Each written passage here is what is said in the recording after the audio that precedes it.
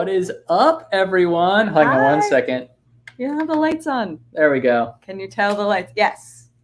Now I'm ready to talk about UCA and other places. Yes. Good evening, everyone. We are not alone this evening. We are joined by our friend and constant travel companion, Kaylee from Fantastic Fandom. So I will go ahead and bring her in now. Everyone, welcome Kaylee. Hi. This is where we lost you on your internet last time. So yeah. You made it through the rough spot. Made it. That's never happened before either. Until the one time. Yeah. Until everything never goes perfectly, right? Yes. All right. First of all, everyone make sure you can hear us because that has been an issue in the past. I like to just check now every single time to make sure that everyone can hear us all the time. So please let us know if you can hear us. Drop a comment. And meanwhile, I'll go through and welcome everyone to the live. We got Mandy from WDW Through My Eyes. Everyone check her stuff out. Subscribe. She just got back from a Disney trip, so she has tons of stuff. Content. Chad and Vanessa from I guess just Chad because Vanessa's also in the chat. But 2 Tickets Through Adventure, our friends Chad and Vanessa. And they are just returning from their own whirlwind Disney trip. They went out for the Guardians preview. So Connor's here. Hey, Connor. Hey, Connor. Hey, Connor.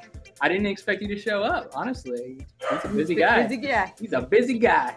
Works with the mouse. We have Vanessa in her solo account. Vanessa. We have this weird Fantastic Fandoms person. I don't know her. Bucket hat. She seems like a crazy. Block. And we have confirmation from all that we can hear. And Kim's here too. Hey, Kim. Hey, Kim. Raise a glass for Kim. Good to see ya. So as you guys can see, I got a water bottle in my Infinity Gauntlet here. That is because we are still getting over from the viral gunk that we picked up in California. All 3 of us, mostly me, during the trip, and these 2 after the fact. I'm so sorry if I was the one who blessed you both with whatever this is. But please excuse us if we have to cough, clear our throats, whatever. Or as if we we go sound through. We feel actually pretty good now, but it was a rough recovery week. I'll say rough 3 to 5 days because it was varying for the 3 of us. It was a rough. It was really rough for me, but I got hit first, and there was no warning. Anyway, that is the downside, the negative of the trip we took. But everything else I think was overwhelmingly positive. Yeah. Let me go ahead and if I can remember how to do this. I'm a little out of practice. Everyone make sure to check us out on social. That's where we post anything that's coming up. We posted a couple days in advance of this live stream and asked you all for questions, and I did get a few. So we're going to be answering some of those questions about our SoCal trip. Those came through primarily the Real Tim and Katie Instagram account, but also through Facebook, where everything eventually goes because we're super lazy and we don't do a good job posting on Facebook. So everything just goes from Instagram to Facebook. All of our photos from the trip to Facebook, though. You did, yeah. Not to the Tim and Katie. Never mind. Oh, JK. Facebook people thought you were getting something extra? Nah. Nope. Never mind. I'm going to back that one up. No. I should, though. I should do that. That's a good idea. We should give the Facebook people some stuff. If you follow us on Facebook, let us know what you want. So we went to California with our dear friend Kaylee here from Fantastic Fandom. As you can see, we all had a wild time. Although I think, Kaylee, this was about the time, the point in the day where you were feeling truly awful. And I was just starting to feel better. She just faked it till she made it through all of these photos. We all looked happy because we were all happy, but some of us were less happy for it. It seriously was a great trip, you guys. It sucks to get sick on vacation, but we made it through, and it was a wonderful trip. If you haven't already, make sure to follow Kaylee as well. Her socials are here. Fantastic.Kaylee is her primary on Instagram. Fantastic Fandoms on YouTube. You should definitely go subscribe because she posts awesome content. And I hear tell that there may be some vlogs from the Tim and Katie era coming at some point. There may already be one. Might be some more in the future. I happen to know one is edited. Whether or not it's released anytime soon is totally up to the content creator. And then she has an awesome Etsy shop as well where she does stickers and all kinds of other cool stuff. And I think, you still have one. I still have one of her fire stickers. Let me put it up. Hold on. Wait. Oh, no. You don't have to share. The other ones, they're from a different person. How do I do this? Oh, there we go. How you do it. Avatar stands here. I got Fire my Fire Nation. Nation. Yes. Thank On you. my red phone case. Oh, looks like we have Jay in here too. Hey, Jay. I forgot Jay doesn't work on late nights on Tuesdays anymore, so I guess so. good to see you, Jay. Hope Florida's Hey, Jay. doing Looks well, like he also Jay. got sick in Disneyland. So, when you got engaged, dude, Oh, that's so that's much bad. worse. That is pretty That bad. is so much worse than That's when I got bad. sick on my birthday, and Yeah, that that wasn't was fun. yeah. By the actual day, I was feeling much, much better. I was still like sounded gross, which was horrible because I had to like interact with people. Well, I didn't have to, but I wanted to, and I felt bad for everyone interacting with me because they were like, "Oh, he has COVID." No, I don't have COVID. I swear it's just a cold, but it's a really, really bad cold. And you still don't want it. Anyway, and Vanessa also got sick in Disney. Oh, Wow, there's a I feel like we're in Man. good company now. yeah. There's like a club I think we joined. All right, y'all. Let's get into this. Kaylee, did you want to talk about your channel really quick? I forgot to give you a podium. I know you got stuff coming up. I have a channel, don't I? Your channel. So, funny story about my channel. I decided to take a hiatus in January. I'm big now. Okay. And I was supposed to come back in March, and then I was supposed to come back in May. I am coming back eventually. As Tim mentioned, there is a vlog that is already edited from our trip we took in October, but it's out of order. So like the vlog that's edited currently is our last vlog. There's a vlog that comes before that I have to get edited before this vlog comes out. So that's good. why there's You got all the that's why time there's in the some world. waiting. Yeah, and I did get a whole lot of footage from this trip in California, and I will have vlogs. When they come out, I don't know. I'm not gonna lie to you guys. I don't know when. But yeah, I am planning to come back to my channel. I do fandom content. I'm kind of working my way through Marvel and and then vlogs. So if you want to subscribe to me, there will be stuff there eventually. Soon. And there's lots of stuff that's already on your channel. I do have fun It's not stuff like already that's there. taken away. Guys, don't you all want to get it Yeah. on the ground floor of this? Like before the content actually drops, you could be in there, and then you could be the first ones to tell your friends about how awesome it There you go. I know. is. Or how Yeah. phantasmic it is. Oh. Yeah. But I do have shows. I did do live shows up until recently. Up until our trip, I pretty much did live shows. And I'm planning on coming back with those, so that should be coming back soon as well. But yeah, there's gonna be content, guys. I'm not like leaving it, but I don't have a lot to offer you right now. It's great. You have great content. Stop Thank lying. it's It's there. awesome content, and it's there. And yeah, any of her Keeping It Kind creator live chats are worth rewatching if you want to get to know some awesome YouTubers. She only gives podiums to the super special and the awesome and the kind. Oh, not like we were there. Wrong way. I mean, we were among those people, but we weren't all those people. So I don't feel like I'm entirely bragging. Jay makes a good point. The time change does kind of rough things up. Yes. We will talk about flights and hotels and all the things that we did and where I think we could have probably done some things better. But honestly, like I could have picked this thing up anywhere. It didn't have to be at the plane or the airport. It could have been at Universal Hollywood. It could have been before we left. We went out to breakfast that same morning at a public restaurant, which was pretty busy. I don't know. Could have been anywhere. It's out there. I agree with Connor and Kaylee that it will be worth the wait for the vlogs. Thank you, Connor. And also Jay. Oh, and thank you, Jay. All right, let's talk about California. Fun fact, we're not supposed to call it Cali, Katie said. I read somewhere that they don't like it when you call it Cali. I was They- just trying. The California people. They. They don't like Cali. Any Californians in the chat, please feel free to weigh in. I think if you SoCal hate, is okay. if you hate, I do call it SoCal all the time. If you do hate California being referred to as Cali, we want to know so that we don't do it. But just in case, we're I'm not going to just do it. trying not to anger the people so we can go back. I call it SoCal, but more commonly, Whoa, when I there's- say I'm going to SoCal, I'm actually going to Disneyland. So I just say Disneyland. And there's no dispute on that There because Disneyland is what it is. But there are other parts of California that There are are not other SoCal. parts of California, but the other parts aren't too. Like I'm gonna make some edits. Debatable, but yes, we'll move on. So, what we're going to do tonight, this is a trip report. Like, this is well and truly a trip report. We're going to answer some questions that you guys gave us about the trip. I know a lot of you are curious about how things are in California versus if you've been to Walt Disney World Resort in Florida, how things compare there. We also went to Universal Hollywood and Knott's Berry Farm on the same trip, and we did a Warner Brothers studio tour, which you saw the screenshot from earlier. We'll talk about all of that in turn. So we figured we just kind of go in chronological order, talking about airports, parks, and hotels, all three. If you guys have questions along the way, please feel free to weigh in. And Jay, Please let us know. Please let us know. I either read it on a blog or saw it on like some YouTube video that was like, "Don't call it Cali." Don't call it a comeback. Yeah. And yes, we absolutely did trim. We did, but we did have rest. Kind of. At least we attempted to have rest. Yeah. With the exception of my getting violently ill. I'll just say that I feel like we've done more in like a weekend trip that nearly killed me. Oh, this for sure. one, if it weren't for the illness, I wouldn't have felt totally dead coming back. For sure. But yeah, it was worthwhile. All right, so first things first.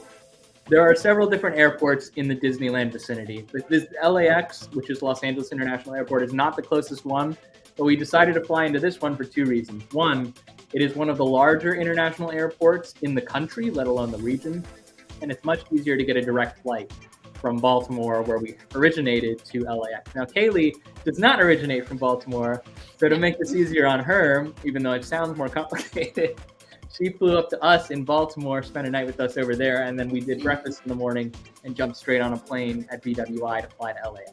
Yeah, we decided we wanted to be all together for the 4.5 to 5 hour flight. Which I think was a good call. Yeah. Because if something had I mean, we did get a little bit of a delay. It wasn't terrible. Right. But our flight didn't get canceled. But we were all delayed together. Right. If our flight had been delayed 5 hours or canceled altogether and we weren't together already, that could have resulted in Kaylee being in LA by herself in the middle of the night.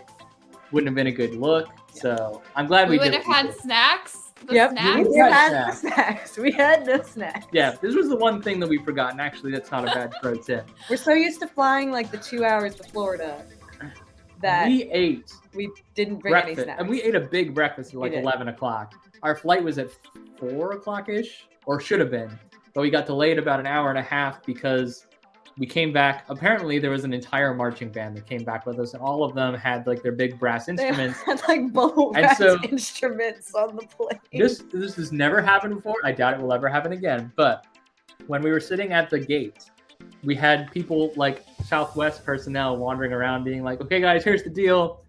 We're over our weight limit. We can't fly unless we deduct some weight. So we have to have a couple of volunteers to jump off the plane." I was like, we kind of have plans tonight and tomorrow and the next day. And like, we're not separating. We're not separating our group of three. But now I might have not gotten sick if we'd done that, but who knows?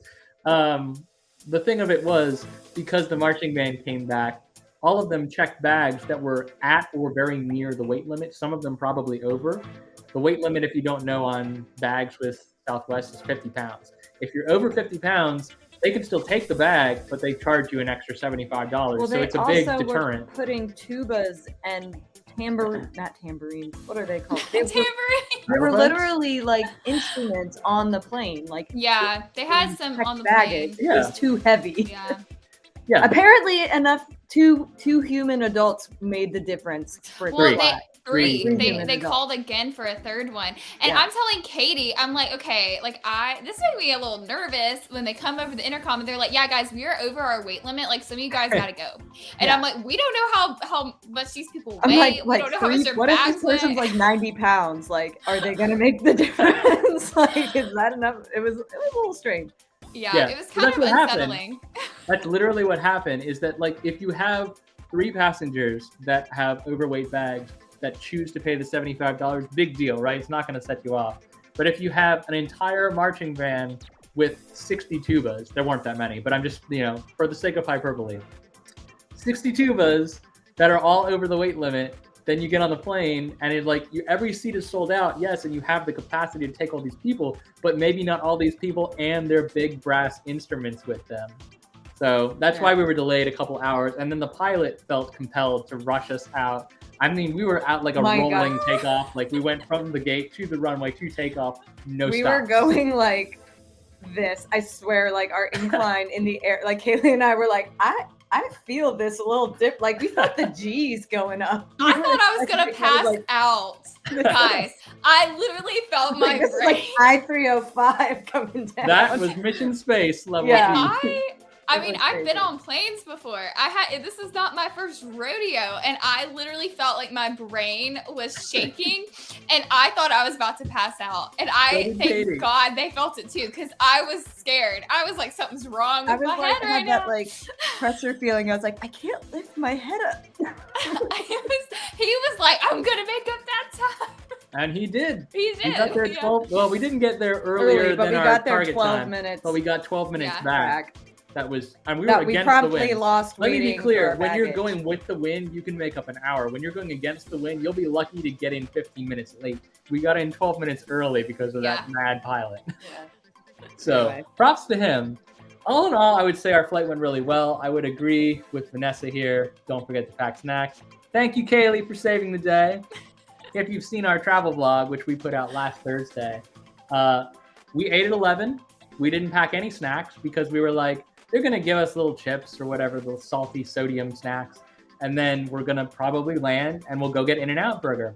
Well, spoiler alert, for those of you who have watched the vlogs and fell for my mislead, In-N-Out Burger had a line that was like 6 hours long and it was 11 o'clock at night. Yeah, it wasn't And- 8:30 like we thought it was going to be. No, it was 11 o'clock at night. o'clock. By the time we got the rental car and we're starting to drive, it was 11 o'clock at night, and we knew we were getting up at like, what time did we get up for Universal? I think Well, our bodies the were joke up at is we woke 7. up at 6 or 7 7, without yeah. setting an alarm. PST because of the time change. Yeah. But that was like 9 o'clock for us. So our bodies were Our like, bodies were like, Okay. let's go. let's do it. And our minds were like, no. I looked over at them and I'm like, are you guys awake? And they're like, Like, I yeah. guess what? We are up. It was so California skies early. awake, so I'm awake. Yeah. Except reverse. Maryland's Yeah. skies awake. Yep. So, having succeeded and picked up our car, our flight got in a little bit late. Let me just drop actually Oh, then the Enterprise system was down and it took extra long to get the car. Oh yeah, hold on. Oh, and they tried to give us an SUV, like Oh, a huge yeah. SUV. It was like an Escalade. They I didn't was like, try to. They didn't know any better. Like They were like showing their us, whole- if you guys have ever seen the Kardashians, they drive like these huge old SUVs that are They were black. gonna And give I us was that. like, man, are and we? Katie literally we walked up to the car they were gonna give us, and Katie literally turned to me and said, "Why did you book a tank?" yeah. And the woman who was like apparently had been dealing with rough customers all night, because that's We what were happens when your being- system is down. I think she took it like seriously, like, "Oh, did you guys not book? We can give you something else." And I was like, no, do you just have something I mean, do you smaller? have something else? Because I wouldn't mind doing that, but also please don't feel bad. Like your system's down, we're late, you're fine.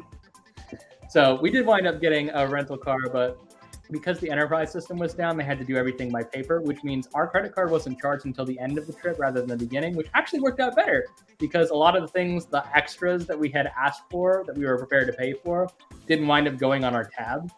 That's not a pro tip. That's just something that happened. It was nice, something nice for the crap, I guess. Yeah. There wasn't a lot of crap on this trip. but- Honestly, we have learned never to plan anything on your travel day. Don't book a dinner. Don't do anything. Just focus on getting to your hotel because then you're not disappointed. Pro and tip you number 1. Don't miss out on stuff because we've made that mistake before. We've missed reservations and all that. Someone's stuff. flight could have been canceled, stranding So them in Birmingham. if you can get from and point A to point B on your Rainforest travel Cafe day, Sorry. chairs may sit empty. I felt so bad about that last No. week. It was fine though. I called had a you wonderful crying, like, time. go to the reservation, it's fine. no. But that's exactly why we wanted to have you over to here. us. Yeah, that we no, could've it was did the right call. I mean, because Yeah. I would have had layovers anyways, so I'd rather have had a layover and then fly with you guys to California, and that way we didn't have to go through that stress of being like, what if I get there early, or what if you guys Right. get there early, and Yeah. it was worth it. I Nerja, welcome to the party. It's okay. You are not late. You are we're- fashionably on time. We're just getting started. We Because are we're chatty. chatty. This is gonna be a long one, I think. All right, I had to pull us off the screen because otherwise you couldn't see the actual title of the hotel. This is the Hilton Universal City, and this was our first stop. And honestly, I think it set the bar really high, hotel-wise, accommodation-wise. What you see on the left-hand side, actually, I have a mouse. What am I doing? I was wondering why you weren't using the mouse. Because I have my arm in an infinity gauntlet. All right. Here. What you see here, this is actually reverse perspective, but this is the exact room that we booked. So we booked the theme park view room. It was not cheap. This was probably the second most expensive hotel we stayed in during this trip. We stayed in 4 hotels, but we did stay for 2 nights. So this was a theme park view room where you look out the window and you see Hogwarts Castle, and that was pretty cool. That was, I've never seen, okay, so the first thing you notice immediately when you get to LA is there's mountains and on the Hollywood Hills, which is a completely different backdrop than what you're used to seeing for theme parks, which is flat, nothing, and maybe some ponds with gators. Like, that's what you see. So seeing Hogwarts up against the mountains was cool. Kind of cool. Like, it wasn't snowy mountains or anything, but it felt way more like what Hogwarts is supposed to be than, you know, placed in front of Velocicoaster or something. I'm not going to lie, and we'll get to this in a minute, so I'm jumping ahead a little bit, but if Universal Hollywood had Camp Jurassic and Hagrid's, I would almost say it was a better park. Almost. Those are the two missing pieces. Those are the 2 pieces that my poor heart was missing the most. But as Katie said, like looking out the window and seeing like the different, Universal Hollywood is built onto a hill. So it has an upper lot, you take an escalator down to a lower lot, and there's 2 different sides of the park with different rides and attractions. Jurassic Park, Transformers, The Mummy, all that is down low. Simpsons, I guess technically the Tram Tour is on like the middle level. But right, it's on the you access level. it from the upper lot. So Tram Tour, Kung Fu Panda, Secret Life of Pets, all the, I would say the more kiddie attractions. And Waterworld's on. Waterworld on the upper lot.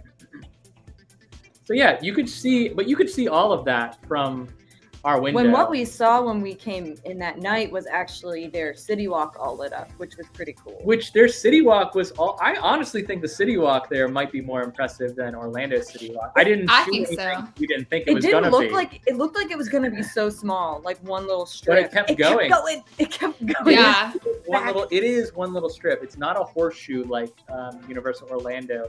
It's just, it starts at the outset of the park where the Golden Globe is, and then you just start walking. And we were going there to have dinner after the park, and our thinking was maybe we hit, like, you know, at Orlando we have the BK Whopper bar. We're not expecting anything crazy here. We're just like wandering through, like, let's see what speaks to us. We got to eat something because we didn't eat dinner last night. So we're just and then we did actually, I think, go all literally to the very last corner of that City Walk, but it just kept going and going and going. I swear it was like probably a quarter of a mile worth of the strip. I think it might have been more than that, but I don't know. Yeah. I have no idea. It was just bigger than you think. Yeah. It was great. Size matters. The also, I do want to say before we move on from the Hilton, I did include a picture here from the Sierra Cafe, which is down on the bottom right here. That breakfast, not cheap, but man, was it good. That was a full buffet, and it was, to be clear, it was Sunday. This was Sunday brunch, so they might not do the same buffet every day. But on Sunday, for Sunday brunch, that buffet was like out of this world good, had some amazing options that I honestly did not see rivaled by places like Goofy's Kitchen on Disneyland property. Yes.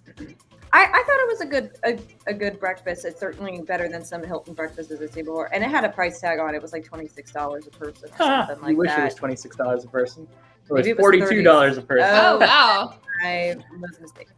That was good They had food. chocolate milk. I mean, yeah, kids are usually.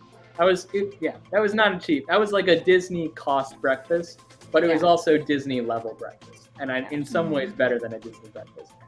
I can't I'll put some. Or actually, I already did put some pictures on Instagram from that breakfast. Yeah, those are on the Facebook. They're on Facebook. They are. You did do that. They are on Facebook. They're on actual. They're on the actual Facebook. Yeah. Because I had posted on the Instagram. Oh, okay. Stop assuming. Look at you putting something on Facebook. I don't know why I'm doing this. I don't know either. So out of practice on live streams. No, offer game. Jay It said was that awesome. that's amazing. Yeah. I couldn't stop staring out the window. I really couldn't. It was so stunning. Oh, I missed this one from my Nerja. Always bake in failure or trouble into our plans. We tried to do that. We really did. Because we were like... We did bake in, like, flight delays. We did not bake in viral illness, which in these times, maybe that was a mistake. Here's the two things I did wrong. Here's the two things that I truly... I said in the travel vlog that if I had to do it over again, I probably would have worn a mask on the plane, even though it's no longer required, because there's just so much floating around that's not COVID that you're not thinking about anymore because we haven't had to worry about it for so long. But I wouldn't even say, because again, the sickness could have come from anywhere. That's not the number one mistake that I think I made. My number one mistake was twofold. Number one, not anticipating getting sick. I didn't pack enough clothes because I was thinking to myself, I want to leave room for souvenirs. So I'm going to pack really light this time. We'll just do laundry. Well, when you're sick and you're running a fever of 102, you're burning through clothes a lot faster because you sweat through everything. So in probably day 3, I was lying in bed, freezing to death in a pool of my own sweat. And I was like, I just want to change into a clean shirt, but there aren't any. And I had to send Katie to do laundry. And the funny thing is, we packed quarters for laundry. We packed quarters. And thank goodness I brought my purse down because apparently everyone that does credit card laundry machines now, we're in this new age. There's no quarters anymore. It wasn't the worst idea to do to plan to do laundry on the trip because we did bring home souvenirs. Here's one. There's lots of others. Here's another. And I think Katie's wearing one of hers too. But I am. These things don't take up much space though. That wouldn't have made a huge difference. I think that my second mistake was just not packing basic sickness stuff. Emergency, airborne, cough drops. These are things that we wish we had and had to go out and fetch suddenly. And that did put I think it really did put a drag on the back half of the trip for me to be so sick that I needed to see an actual minute clinic doctor. But other than that, I don't know what we could have done better. You can't plan for illness. I mean, when we did finally figure out you were sick, we were in Anaheim, and there literally was a Walgreens and a CVS left. Which was convenient. Literally a block. And because away. we'd been to Anaheim before, we knew where those things were. Yeah. So I was able to book a minute clinic appointment. I thought it might be a sinus. I knew it wasn't COVID because I'd already had COVID within the last 2 months. Yeah. So I was pretty confident it wasn't that, but I ran a test anyway and it was negative. I was worried it was the flu or strep. So we went to the minute clinic and I got tested for that, neither. And the doctor was literally just looking at me. She's like, well, you're running a fever 102. And I'm like, I am? I should have packed a thermometer. I did not know I was running a fever of 102. But it was viral. I mean, I feel a lot better now. I'm still not totally over the cough, but anyway, I don't want to spend the whole time talking about how sick I am. This is so much better. This trip is so much better than this. Story time. Tim's sickness. Therapy. All right, let's talk about Universal Studios Hollywood because I already kind of dipped a toe into here. What went well, guys? I have no slides for this because I figured we were just going to hash it out. So what would you say were things that we enjoyed or thought went particularly well about Hollywood? We did go in for Express so that we could get everything we wanted to do. I would agree. That was a good call. Honestly, it was not a super crowded day. We probably could have gotten by with a few Except more for Secret lines. Life of Pets. Yeah, Secret Life of Pets was a good... Secret Life of Pets went to virtual queue at around 3:00 p.m. Pacific time. And we didn't know that was going to happen. So we had Express, but we had no idea whether or not that was going to override the virtual queue because there were no times left for virtual queues. So we were like, oh no, this is our one day. I told Katie and Kaylee on the tram, because at this point I felt fine and could do access. I was like, if all else fails, I'll just bust out my UK and be like, oh, we've flown all the way across the country for this. Yeah. But is there any way you could make an exception for it? We didn't know any better. I'm so sorry. It turns out, at least in Hollywood, I don't know if this is the case in Florida, if you buy Express and You do rides go override. to virtual queue, you can get them. Yep. Don't matter. Express does trump virtual queue. Yep. Which would be nice if Hagrid's had an Express line, so you Right. could do that in Orlando, but it doesn't yet. Neither does Velocicoaster. But single rider can override virtual most times, so you have that. But I say Express was good for our one day visit for the first time. I don't know, Kaylee, what do you think went well that day? Everything. I really enjoyed the whole day. It was really obviously a close walk because we were like right across the street, and I liked that. The express passes made it easy, and all the rides were great. I'm trying to like think specifically. Oh yeah, we did like Jurassic Park. Mummy was good. Very different. Like I really enjoyed seeing like the differences in the rides.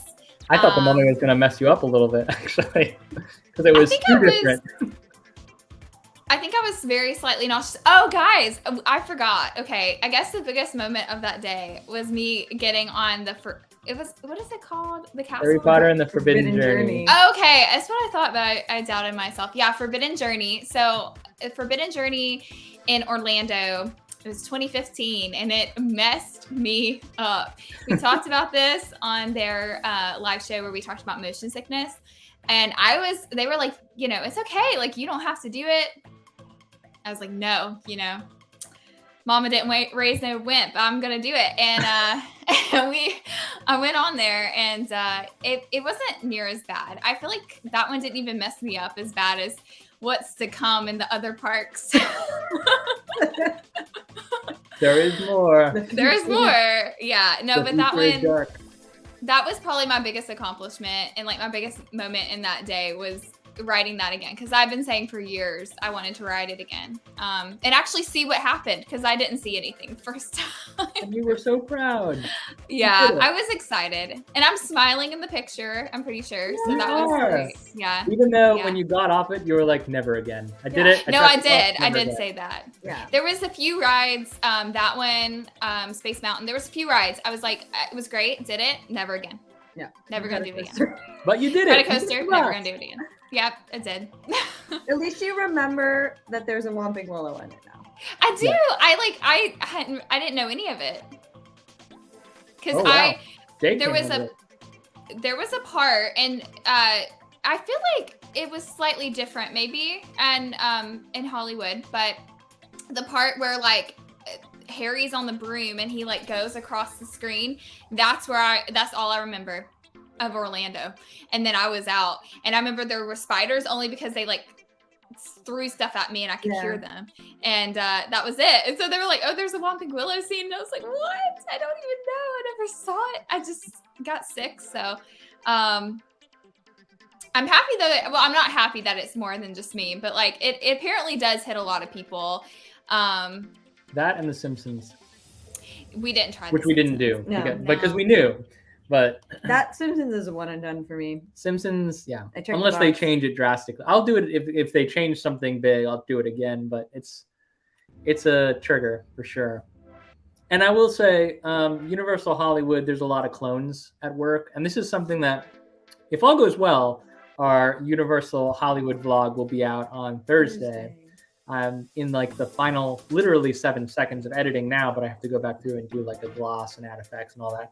So hopefully that'll be out on Thursday. And one of the things we touch on is the fact that there are a lot of clones. We expected the Mummy to be one of them. It was not. No. Very, very it different. was not. Same theme. Totally, very, exact same theme, very different ride. Transformers, The Simpsons. What else? There were other clones. Forbidden Journey. Forbidden Journey. There we go. So the big three at Universal Orlando have been cloned directly into this park. Despicable Me also. Yeah. We just didn't do that. We didn't. We didn't do a lot of the clones because we knew they were clones, but we love Katie and I love Forbidden Journey. Kaylee felt determined to do Forbidden Journey, so she had to do it. And I think it was good. Hogsmeade is an exact clone, but for the absence of Hagrid's. And that is a criminal shame. But there's nothing they can do. They're out of space. Yep. The newer one, or the more unique rides are Jurassic World, the ride, very different from Jurassic Park, the ride, although it goes along the exact same track layout, and you'll notice a lot of striking similarities. Very much different. Probably the best animatronics I have ever seen. Best and biggest animatronics I have ever seen were in that ride. And I hate water rides, so if I'm recommending a water ride to you, you gotta take me up on it. It's gotta be good for other reasons than getting wet. And what else was Secret Life of Pets? Secret Life of Pets was really good. That was so cute. I loved that one. I thought that was cute. It like has a story and it does. You want to sucked adopt a into dog. it, and you walk out of there and you're like, I gotta adopt a dog right now. I know. I left It's missing my rewatchable. puppy. I was like, oh, I need to go cuddle my dog right now because it's so cute. And Waterworld. Waterworld. Yeah. That's not a ride, that's a show, but it's something that I think it's at Universal Studios Japan as well. And actually the actress who played the lead in that show at Hollywood was previously the lead at Studios Japan. So Helen. I don't know if it's a 1-for-1. Actually, I don't know if she speaks Japanese. Wouldn't that be dope? I don't know. All of the actors who are in Waterworld have had roles in TV and movies for the most part. So they'll, at the end of the show, when they go through and they do like a curtain call, as it were, there's no curtain, and they talk about the different actors, they'll run through a list of their like top IMDb credits. And then all the actors will stick around after and like take pics, shake your hand, talk to you a little bit. So that was fun. Actually, I could have gotten sick from that too. But worth it. a lot of guesswork involved here. No, that was truly awesome. I think, you do get wet at Waterworld. There's no staying completely dry. You might get a little sprinkle. You might get totally drenched. It was like a gamble. It's gonna be drenched. Yeah, it is a gamble. It's a gamble. Supposedly sitting in the splash zone. Soak zone. Yeah. Soak zone. Not splash. They were very clear. And- They came over to the PA. They were like, "This is a soak zone, not a splash zone. You will get soaked if you're sitting on green benches." We looked down and we're like, "Oh, but all the other benches are taken." Well, that and we had such a good view. Yeah. We did a really good We view. had, and we were like, we have GoPros. It's fine, We really didn't get and it was wet. totally fine. No. We didn't. No. We did not get People wet. around us. I'm telling, like, the girl, like, literally to my left, one seat over, soaked. Me, dry. Yeah. It was awesome. But the show also is awesome. I think they had some Yeah. of the most advanced pyrotechnics and I don't know what to call them, aquatechnics. They had like Yeah. structures falling away. They had people Yeah. jumping from, Yeah, I want to say falling, like 30 or 40 feet like Yeah. or Yeah. something. Maybe 2.5. I don't know. I don't on know. fire, Yeah, on fire. There was fire. diving and ducking, They had like literally these, diving underneath the jet They had ski. these jet skis that could like go underwater, and then the actor would be like on them underwater, and then they pop back up. And I was like, what? You'll see the tiniest little. We didn't record the entire show because honestly, we were a little bit worried we'd get our phones soaked. But there is a bit of it in the vlog that we're going to release on Thursday. So I would say it's even probably better to not show the whole thing on YouTube because you really want to see that with your own eye. That is something that, like, if you go to Hollywood, you got to see Waterworld. Make time for it. Like And I we said. haven't even mentioned the tram tour yet. Oh my God! Oh, yeah. Number, I We're gonna think be the here all number night. one reason to go to Universal Hollywood. I would tie It it is. with World. But yeah, the tram tour is really Yeah. cool. Well, Yeah. the top two reason to go. Now, speaking of clones, there are two segments in the tram tour that were cloned to Universal Orlando. The Kong segment with the dinosaurs from Skull Island, The Reign of Kong, and also the Fast and the Furious. Fast and the Furious. And it is such a disservice to the tram tour that they end with The Fast Kong and one Furious. was okay because they acted Yeah. like this is Peter Jackson talking about special effects and stuff like that, and they made it kind of like part of a movie thing. And then our Kip, was it Kip? Kip was Kip. our tour guide. Kip. With the tour guide. He was awesome. The worst thing about our tour, and I don't know if this is the case for all of them, but the tour ended with the Fast and the Furious segment. It was so cool throughout. And then he's like, and now we got to talk about family. And I'm just like, oh, No. I know what's coming. No, the actual tram tour is not attraction after attraction. It is No. like they're taking you through Hollywood. actual Hollywood set. Remember, guys, you're in Hollywood. Yep. They're taking you through actual Hollywood sets that are still being used. Like And there are sometimes areas. you go to different places because one set will be closed for filming. Yeah. And blah, Yeah. blah, blah. Like I know Keenan in, was on set while we I were know there. in the history you got to drive through the good place, but But now they're that using was it for closed something. for something else. And I was like, no, the good place. We got to ah. see the back. I did include a significant portion of the tram tour in the video. Got to see the Back to the Future Pavilion, City Hall. with the clock tower. We got to see, well, they do have attractions, like retired attractions are basically moved over to the tram tour. So you have a bit of Jaws the ride on the tram tour. You have a bit of Earthquake the ride. That was fun. Yeah, both of those segments were Those were like, both oh, I fun. really wish those were still things at Yeah. Orlando and just at the park. Like I would stand in line to do this all over again. I would stand in line to do the tram tour over again too, but it's 60 minutes, so You do have to Yeah. have it needs that a time. it And needs they a not stop it insubstantial earlier portion than of the day. other ones, so you have to keep an eye out for that. Yeah. Yeah.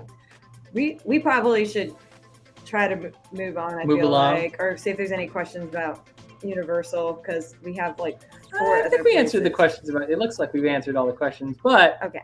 do we want to talk about anything that went poorly at Universal? Anything we would have done better? I don't know. I don't feel like I have any regrets about I Universal. don't remember there being anything like, dang, like what we ate was decent. Well, like we the ate, ramen, we ate at Hollywood and Dine. And Yeah. we had like an Asian medley. ramen Yeah. and tiger tail. Probably over-purchased the tiger tail. Yeah, we didn't realize that was meant to serve like Yeah. 5 people, but we ate it all. We Ate the did. whole thing. It was good. I don't regret that. It was a thing that happened. I Maybe think- it shouldn't have happened, but I'm glad it did. Oh, you know I'm what? glad I did. You, especially you, neglected the sunscreen that day. It got hotter that day Oh than yeah. anticipating. Honestly, it was the hottest day of the whole week. I think because we were in LA. I don't know Yeah. why. I don't know why it was Pavement. so much hotter that day than any other day that week. But we neglected our sunscreen in the morning, and we're trying to like slap it on in the afternoon, and by then it was already too late for some of us. I was. But honestly, it was because I got sunburnt on that Sunday that I thought to myself when I started getting like the fever chills. Oh yeah, we thought he was sun We poisoned. thought I was sun poisoned, so I was like chugging. And honestly, it did make me feel a ton better to just chug the water. So I was like, oh, that must have been it. No, next day I wake up with the fever again, and anyway. We also didn't realize that we should, like, it took us like a day to realize that. I don't know if this is, maybe I just never noticed it in Florida, but water refill stations are everywhere in California. So we learned, Very quickly You can learned track them in the to- apps. All the apps have like Yeah. where the water So refill we stations quickly are. learned to hold on to our water bottles and refill them. That's throughout the day. you know what? That's what we should have done differently. Is when we got Yeah. to Universal Hollywood or even the surrounding area, we should have stopped and picked up a case of water Mhm. because we spent throughout the course of the trip. This wasn't just a Universal thing, but this started at Universal. We were just buying bottle after bottle after bottle. Well, of water. not all of us, because some of us were refilling them. I was Refill refilling them too, stations. but like you go through it so quickly because it's so hot. Anyway. Only that first day was. But anyway, I was probably the worst with the water refilling just because I kept having accidents and my caps would fall off. It just is a thing. that's true. And then I'd have like my bag wouldn't fit them, and then I'd have to carry them around. It was just a whole thing. But I do regret. I will say I regret that. I would have done differently about the water, and I got better about it as we got closer to the end. But like I would have done differently. It definitely wasn't humid. Because that not. was one thing that I noted. I was Nope. like, it's California hot, but it's is not awesome, guys. humid. There is no humidity. I mean, Zero. that probably isn't true. Zero. always, I'm but standing by. 0%. I think it was the dry heat that It we was were just dry. like. Yeah, I think that it was was dry. why we didn't realize we were burning so much because we're used to like standing in the It sun was- and sweating. It was dry and it was breezy. So it didn't feel like it. Yeah. It was hot when we were out on the pavement.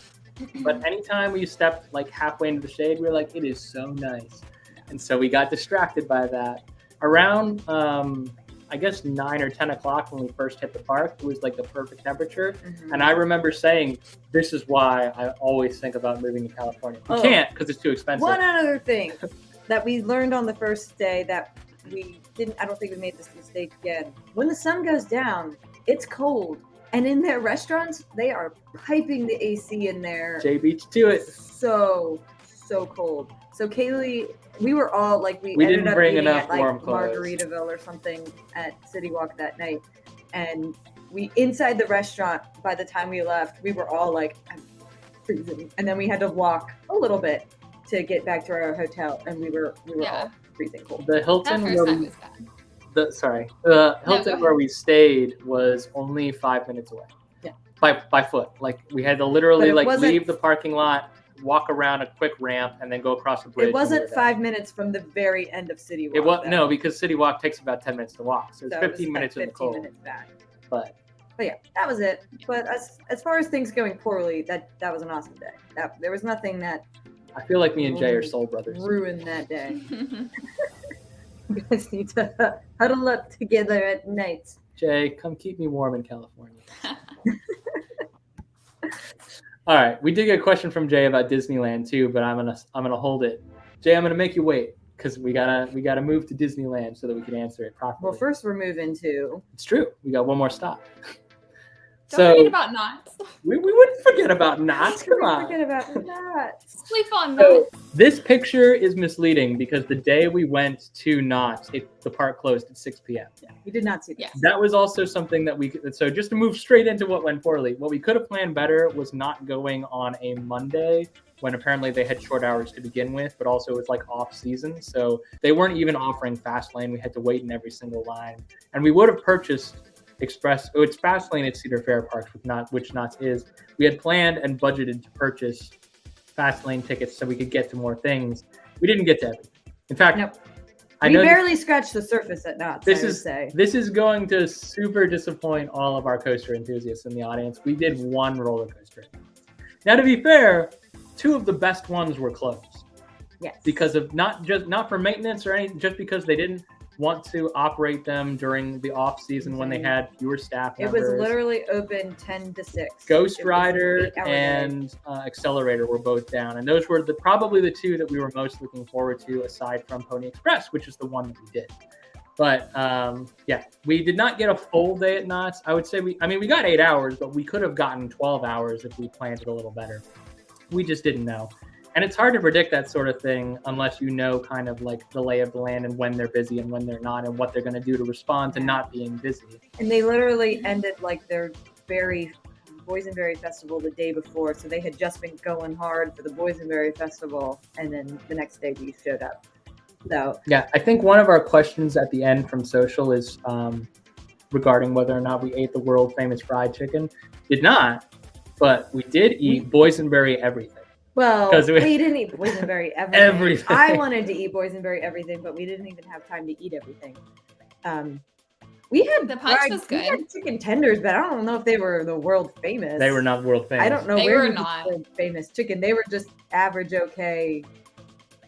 Ghost Rider was down, Vanessa. I'm so sorry. I wanted it to be open too, but it was not. I honestly think the chicken tenders were maybe one of the worst meals I had the entire trip. I'm not gonna lie, it wasn't terrible, but it No, was. but It we No, was. but they had were so like much- standard fare We just theme had park like food. so Yeah. much better food. We had a lot of good food, and that was just not it. Now your I- Snoopy cookie. The Snoopy Now, cookie was yeah. good. The That was boysenberry good. cookie was good. The boysenberry Yeah. tart was good. The punch was boysenberry good. punch. I will say, Was while we're good. talking about food and drink, what went well, we purchased an all-day snack plan premium, which if you are unfamiliar with Cedar Fair, what that means is every 90 minutes you can have either a snack or an entree and a side, and every 15 minutes you can have a beverage of your choice. So all we had to do was walk up and scan wristbands, and we just basically took whatever Yeah. was on the It table. had to be on the, like, not every single thing in the park was No, but on most that things plan, were. but Most were. things were. Most restaurant establishments that were open were participating. I think the only thing you couldn't get was an icy, Yeah, I couldn't get it icy. which I don't know why you were feeling icy, but you Because were it like, was boysenberry. They had boysenberry, boysenberry icy. icy. And was I like, couldn't "Ooh." get. I couldn't get the cheese dip with the pretzel. Right. They were Right. The stingy pretzel- with the cheese Ah, dip. what are you doing? I just wanted to drink my water, but I knocked over Thanos. It's Iron Man. It is Iron Man. I'm sorry. Um, I'm sorry, Marvel. Yes, so they were particular about some things, but it was still kind of cool. Like you could just I drank that boysenberry punch all day. I was just like, oh, time for a drink. Those were $35 a pop, and that could have been discounted because it was slow. But I would say for we would have spent more than $35 on all the snacks and drinks we ate. Definitely, 100% per person. So that was nice. The chicken tenders were a bad play, but I mean, they were fine. They just weren't they great. Were okay. Literally everything else we ate this trip was great. Yeah. So that was like the one like real disappointment. But it was everything else at Knott's was great food wise too. Yeah. Like all the so it was just that, and it wasn't like terrible. It just was not. Yeah, it wasn't the best chicken. It wasn't the world's best chicken. I'd already had that at the world's famous chicken. We forgot to talk about Royal Farm. I'm just kidding. We're not backtracking to talk about Royal Farm. All right. So, what did we do at Knott's? We started with food because we were hungry. So when we checked out of the Hilton at Universal City, we drove straight to Knott's. It was about an hour with traffic, but it was, if you hadn't had the traffic, it would have been about 35 minutes. Unfortunately, because you're in LA, you always have traffic, so just plan for an hour. We entered the park right around opening. Yeah, like 10-15. Couldn't have gotten there at a better time. There were two field trips. That we saw. 2 buses, 1 field trip. Like a crate load of kids came. And that set us back in the line a bit. But honestly, without the kids, there wouldn't have been any line at the queue. We were there right when the turnstiles opened up. Yep. So that's how close Knott's is to Universal and Universal Hollywood. And if you're flying directly to Disneyland, you can probably fly closer to Knott's as well than LAX. But again, we wanted to start at Universal, so we parked it there, and then it was just easier. So we got to Knott's, we walked in, we took our pictures, we got our photo pass, or our photo pass equivalent, we got food, and we identified where first aid was, because that's another thing that could have gone better, is we could have packed better first aid materials. That was on us. The Band-Aids we had for blisters were too small. Yep, we got bigger blisters than we had Band-Aids. They supplied us with some better Band-Aids. Yeah, it was really like quick and easy though, honestly. Hey, Mitch. Mitch is coming in from Belize here, I think. Oh, so. Yeah. You're either up really late or really early, or no the perfect idea. time. Enjoy Belize. Yeah. We'll that in a minute. There was like no line at the first aid station. I expected it to be like this little nurse. I'd never gone to a first aid station before. It was like security. There's like a security guy there. He was like, what you need? And like, he gave me the best Band-Aids and they were sanctuary for me. They were cushions for my feet and it was so worth it. I wish I would have gone much sooner, but don't sleep on the first aid. I think some people just suffer through, but like first aid can help you out. Every theme park you should were have try one. to suffer through. I was gonna try to suffer through. It was a bad idea. If you need a Band-Aid, just ask them. They should be able to give you one. I was in tennis shoes, and they were tennis shoes I had worn for like 6 months, 9 months. I wore them every day at work, and I work in healthcare. I'm on my feet all day. So the fact I was getting blisters was a shock, but I was wearing different socks. I'm used to wearing like long socks at work, and I was wearing footies, and I think that's where it went wrong. Because I was not prepared. But at Universal too, I had already started getting the blisters, and then by the time we got to Knott's, I was like, oh, I gotta do something. While we're on the subject of first aid, let me tell you guys one more thing that went poorly at Knott's. This was on me. We wanted to be cute because we knew we were vlogging. So I got myself a nice flannel shirt and some jeans so I would look like a farmer. Too hot. Too hot. Way too hot. I was chugging water all day and I still now this was the very first day that I think I might have started he was feeling sick that day. I was feeling a little bit sick, but I wasn't feeling, it was like, it honestly felt like the slightest bit of allergies. Like if I hadn't have been overheating myself, I think I would have had a much better day. You know how I know he was sick? Because within an hour of us being at the park, he was like, I don't know if I'm feeling any coasters today. And I was like, first of all, there were only like 4 coasters running. No, there was more than that. And which was totally fine, but it ended up not being a big coaster day, which is totally fine because Thanks first of all, Kaylee can't do a lot of coasters anyway. And second of all, as I'm trying to get to this point, there's a lot of stuff to do at Knott's Berry Farm that's not coasters. Yep. It's a really nice park. It's a nice family park. It's a nice looking around. absorbing part. Walk around, check out the artisans, check out the handcrafted stuff. There's which was going to The be my people in rebuttal jail. to Vanessa's point. Don't do Knott's in the off season. I disagree. I think we had a great day at Knott's. We didn't have a big coaster day. No. That was it. Would I have liked to do Ghost Rider and Accelerator? Absolutely. Would it have made or broken my trip? No. We had a wonderful day at Knott's. yeah.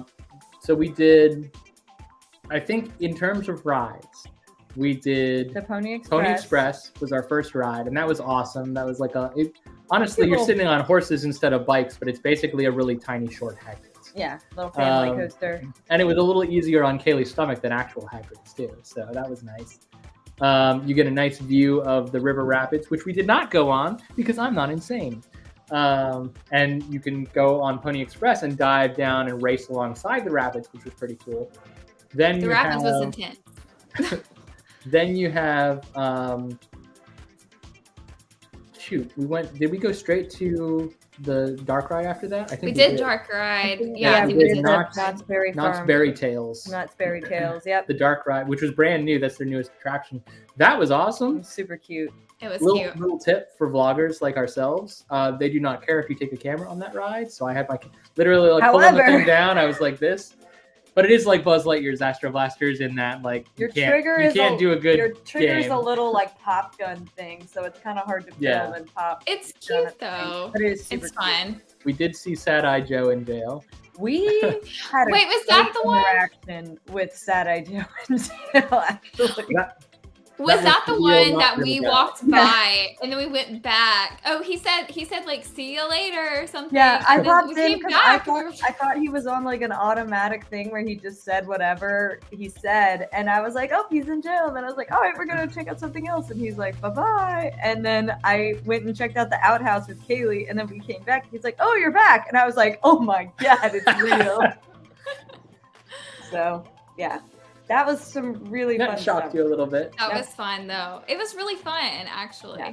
Great staff. Like Did, everyone who worked there was just really nice or helpful, and it seemed like they enjoyed themselves, which is nice. We did the Calico Mine. I was just thinking Yeah, because that was we had a shorter day, we didn't do many rides overall. Yeah. Like we were so, but that wasn't a bad thing because we were like walking around taking it all in. We We did the did- Pony Express, the dark ride, the very dark ride. Knott's Berry Tales, we then did we the did Calico Mine. Calico Mine ride, which was insane. That was Basically, awesome, and I That think was insane. should count as a coaster credit because Yeah. it does have some inclines. And some We big did. Did they have the log ride? We had the Log log ride. The log which ride. was Also insane. Amazing. Yeah, was one of the that best one. log flumes I've ever done. I've All never their done rides were that. actually Right. really I good. was on that log ride. That log flume ride That is was like, it's like Splash Mountain, except It's so you're much going terrifying. so much faster. Like Yeah. More terrifying. you're booking through these dark ride scenes where they're singing and talking about the things, and you're just like whoosh, and then you go in pitch black darkness down like pictures Pirates of the Caribbean, but you can't see anything and you don't know when it's stopping. It was the scariest moment of my life on a log flume ever. I literally Yeah. think I died So in that moment. yeah, my soul left my body a little bit. Oh my So gosh. you know, or maybe you don't know, so I'll explain it to you. You know how for the Walt Disney Worlders on our list here, in Splash Mountain, when you go into the Laughing Place, you have to descend into a cave, right? But that cave in Splash Mountain, very short descent, and it's very well lit at the bottom. So if you get splashed, you get a little ploop. You don't get a tidal wave. Well, in Knott's Berry Farm, on the Knott's log flume, you go into a tunnel, and the tunnel just keeps going for a while. And then suddenly you You're dropping. start hearing the pounding, thundering water. And I swear to you, from the front, I could hear Katie go, oh no, what's this? Something's happening. And in the back, I'm like, oh sweet God, what is going on? It's getting louder. What is happening? It's so dark. Are we about to fall? Oh my God, we're falling. Oh my God, we're falling. Oh my God. And then we crash down. And it's a steep, long drop. In the It is darkness. a Splash Mountain style drop, except for like not the little baby Splash Mountain into the Laughing Place. We're talking like probably 3/4 of the actual Splash Mountain drop. into darkness. You see nothing. And then I just hear the splashdown, and I feel the water come crashing back down into my back and spreading out all over my pants. And Katie's like, I'm soaked. Is everyone else soaked? And we were like, yes! What I think that was me actually, because I was in shock at how wet I was. And I kept saying, is everyone else this wet? I'm so And then it wet. keeps going. It's not over. You have more to see. And then you have the big drop. So anyway, highly recommend that. Great song too. It does have a catchy tune. It's got a great song. It's got a catchy theme song that plays in the line. So many animatronics, but I need to ride it again because I swear I you are going so fast that you're like craning your neck trying to see all the dark ride scenes because you are sailing on this ride. Anyway, definitely don't skip it. It was the longest line we waited in. Probably. Would have been shorter with I think so. But it was worth it. So worth it. And that's probably where we got sunburned a little bit too. Oh, whoops. Vanessa said she didn't mean to put forth that you shouldn't go to Oh, no. It came through as a question. I would say it's a great time to do like a non-coaster. Like if you want to absorb everything and take it all in. I think it was a great day, it was a good except time to for the go. log. But everyone else loved the log. I think that was great. So Even though I was soaking wet, I was like, this is awesome, but I'm soaking wet. So look, It was so much there's fun. no seeing that terrifying drop in a POV. So I had seen like POVs of the log flume, and I was like, guys, this looks really cool. Like this animatronic layout, some of the scenes are like above and beyond what Disney would put together. And Katie, I think, had mentioned to us that it was Disneyland that borrowed some of Splash Mountain from Knott's Berry Knott's. Farm existed before Disneyland did. Yeah, I don't know if the log flume did or not, but I think you were onto something that it was. Yeah, it may have come from that. So we also off did. season would be not May through August, and not Easter week Yeah. or Christmas week or Scary Week, which is like not scary. Honestly, I don't know if we could answer that question, but whatever. Like it We hit was off-season. post spring break. It was post their Boysenberry Festival, so it was in like a maybe it's not even off season. It's probably like off festival season, I guess. I don't know. Their hours went down. Their hours shorter. They didn't keep as much rides open, but there's still like there's so much to do. We're already talking about when we can go back and get our coaster credits because we didn't do them, but it was totally worth the visit. And honestly, for this trip, it ended up being better because we were planning on like, you know, it was kind of a lower key Kaylee like go off. She's like, oh, there's plenty to look at. Don't worry, go do coasters whenever you want. And it ended up being like, you know really what, want we're sticking to. together. Yeah, like we're doing this, and it's fine. We also did the train ride. Woo! I know my theme park history. So we did do the train ride. we did do the train And we did a ride, stagecoach. which is short Stagecoach. but cute. And then we did this stagecoach, which was really awesome because you just get a whole like it's like you're just riding through the way the park's laid out. Like there's the coasters are all intertwined. It feels like there's not a single wasted space, I'd say. So it's just beautiful to walk around and look at and people watch and all that. I do want to throw out there that during Christmas, Knott's Berry Farm becomes Knott's Merry Farm, and there are some amazing attractions based on what we've seen and read. But do be aware too that like some of the water rides may be down because during the winter They'll do months, their, California winter will often maintenance. close their water attractions. But they should be like a maintenance schedule you can look at. But I would think it would be lovely at Christmas time, actually. I think if anything, you just miss out on the water. Yeah. Which is like, it's a hit, but it's not the biggest hit Yeah. because Knott's has so much to do. Yeah. We only did probably like a third of it. Yeah. At best. But such a beautiful place. Beautiful. Closing thoughts on Knott's, Kaylee? I really loved it. All the rides were awesome.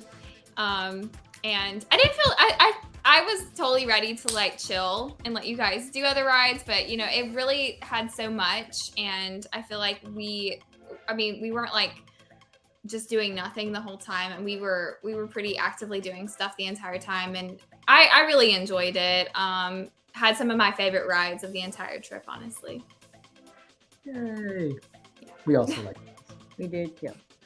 And then that night, we went straight to the Anaheim Hotel to check in. And where's the Anaheim Hotel, guys? Like 2 seconds away from Disney. Literally. Like, Yeah. you can. It also wasn't far from Knott's Berry Farm either. It wasn't. It was probably about 20 minutes with traffic. When we took back roads, we didn't have to hit the highway because Knott's and Disneyland, if you're not aware, are very close together.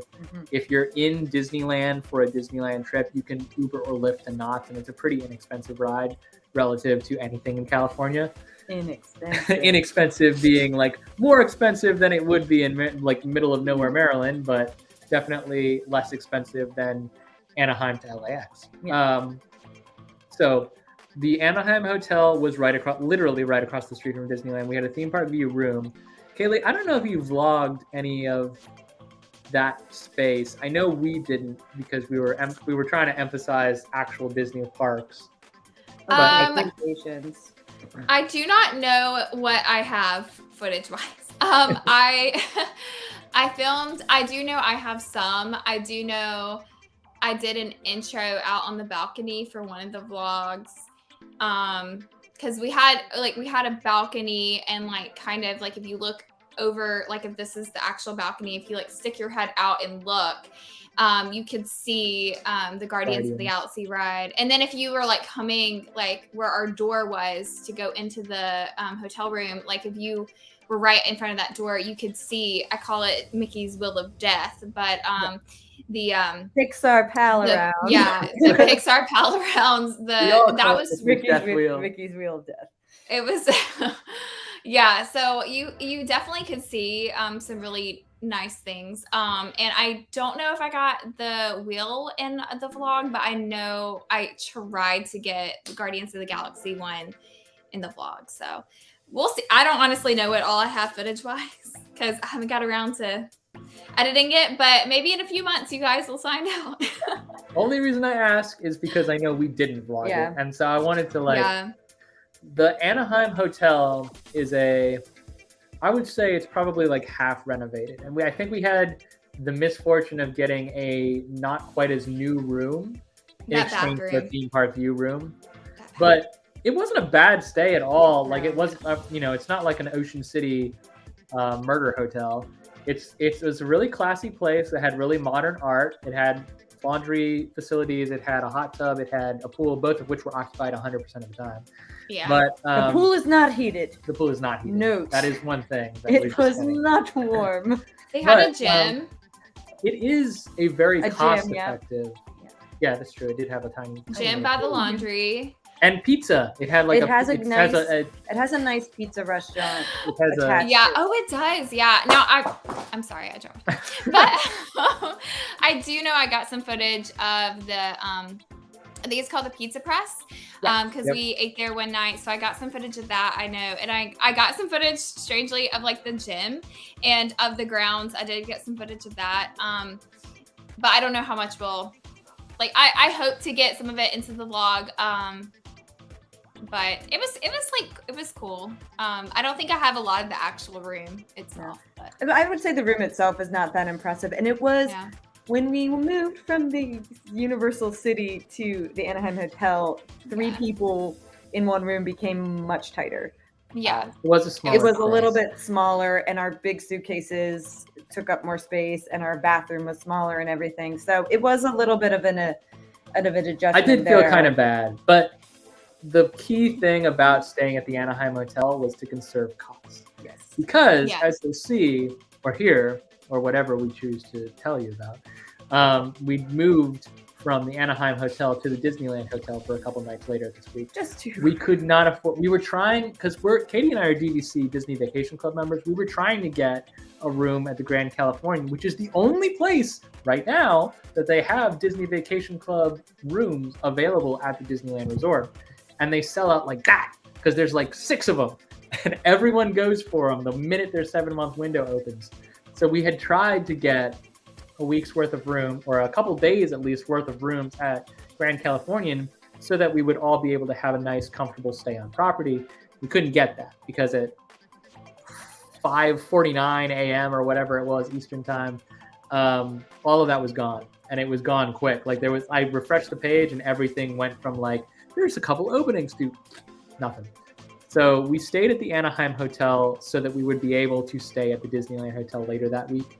And I don't think it was a bad call. But if you have a little more financial flexibility, I would recommend just going in on the Disneyland Hotel. Well, I mean, I don't know if I'd say that. I think that it was fine for people who are. It was not a resort day resort. No, yeah, it's a place to sleep. It's a good place to sleep, shower, whatnot.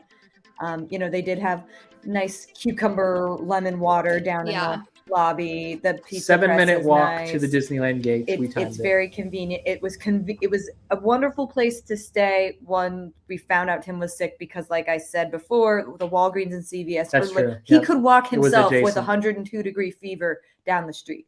We didn't know he had a fever at the time, but he could do it because that's how close it was. If we were at the Disneyland, I can do anything I set my mind to. There was not a pharmacy within walking distance.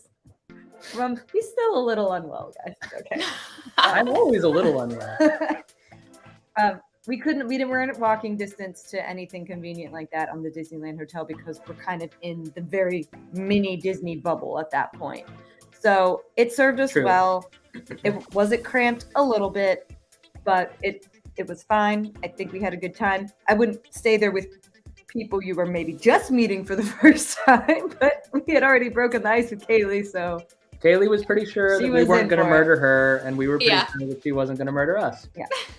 So now all of that can change on a dime depending on how the trip goes. So, but anyway, I'm glad we didn't have a bad day at Knott. Enough about our decent hotel. We should talk about what we really came to talk about. Yes. The real reason why we booked the trip to California. We spent 3.5. Well, you guys spent the half, but 3.5 days at Disneyland in DCA. All 3 days we had park hoppers. The 4th day, which was a half day for the both of you, I stayed at the hotel resting because I just didn't think I could do another late night and then do a full day. But you guys, we actually picked up the extra day ticket because you guys had fallen in love with Disneyland again. I mean, I never fell out of love. What are you talking about? Sorry. Speak for yourself. Again, for you, first time for Kaylee. But yeah, I did. There is enough to do at Disneyland that it's worth, planning out a whole whatever week. Yeah, I mean, We had 4 days. Yeah. We made the most. Yeah. Yep. And some of that we did spend at the resort. Some of that, I'd like the Disneyland resort, to be clear. We stayed at the Disneyland Hotel for the back half of the trip. Yeah. Oops, let me get my banner out of the way. One moment. Hide. Yeah. So we stayed at the Disneyland Hotel for the back half of the trip, and I think we spent 3 nights there. Two. Really? No, Only two? Yeah, it was 2. It felt like forever.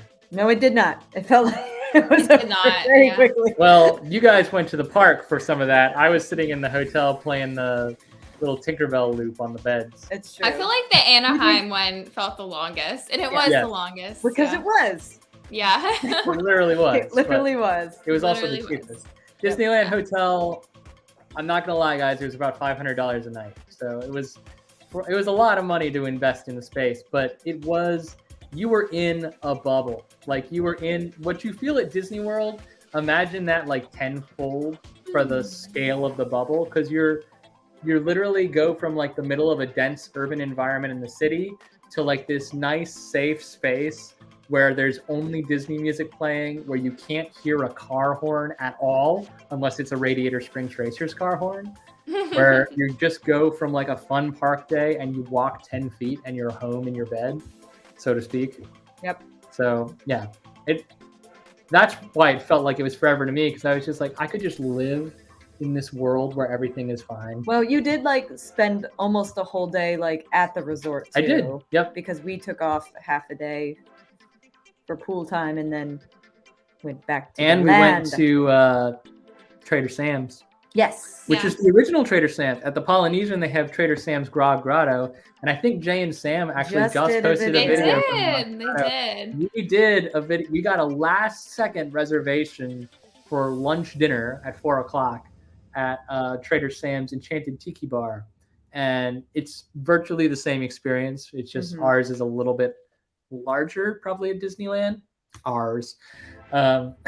So yeah, that vlog will be a good companion piece to the one they just released. Yes, they did. Yeah. Aww. Oh, Oh, they Chad and stayed Vanessa there? stayed there for their honeymoon. Oh. Aw. Happy honeymoon. Beautiful. It's very dark, Jay.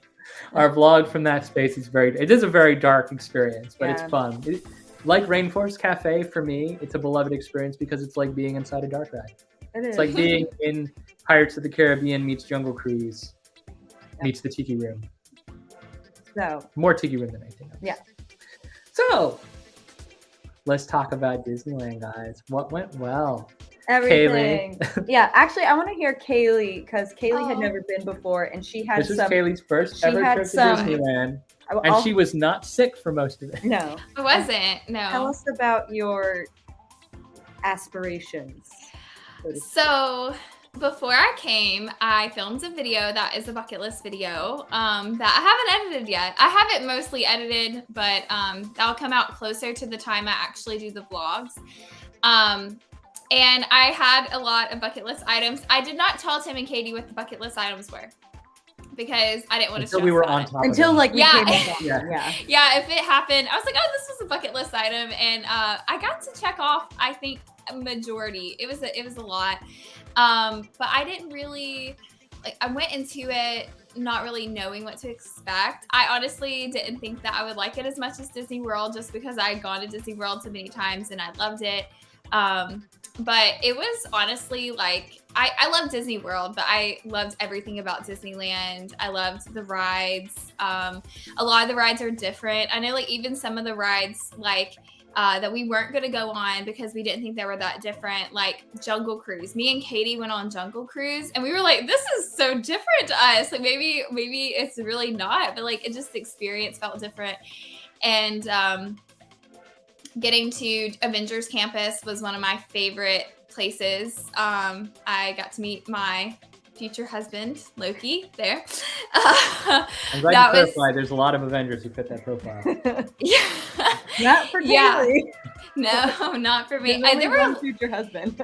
Yeah, there were a lot of Avengers I got to meet, but Loki was the best. I may or may have not cried after that happened. And I got to find some new favorite rides. I had always wanted to ride the Galaxy Edge rides, which are the same as I'm pretty sure Disney Those World. are exact clowns. But I had never ridden them before, so getting to ride them with Tim and Katie was a really great experience. Because those had been something I'd wanted to do for a really, really long time. And So, how yeah. was your motion sickness on Smugglers Run? Yeah. So that one was the one where I was That's the Millennium pilot, Falcon when you were the right? pilot. Yeah.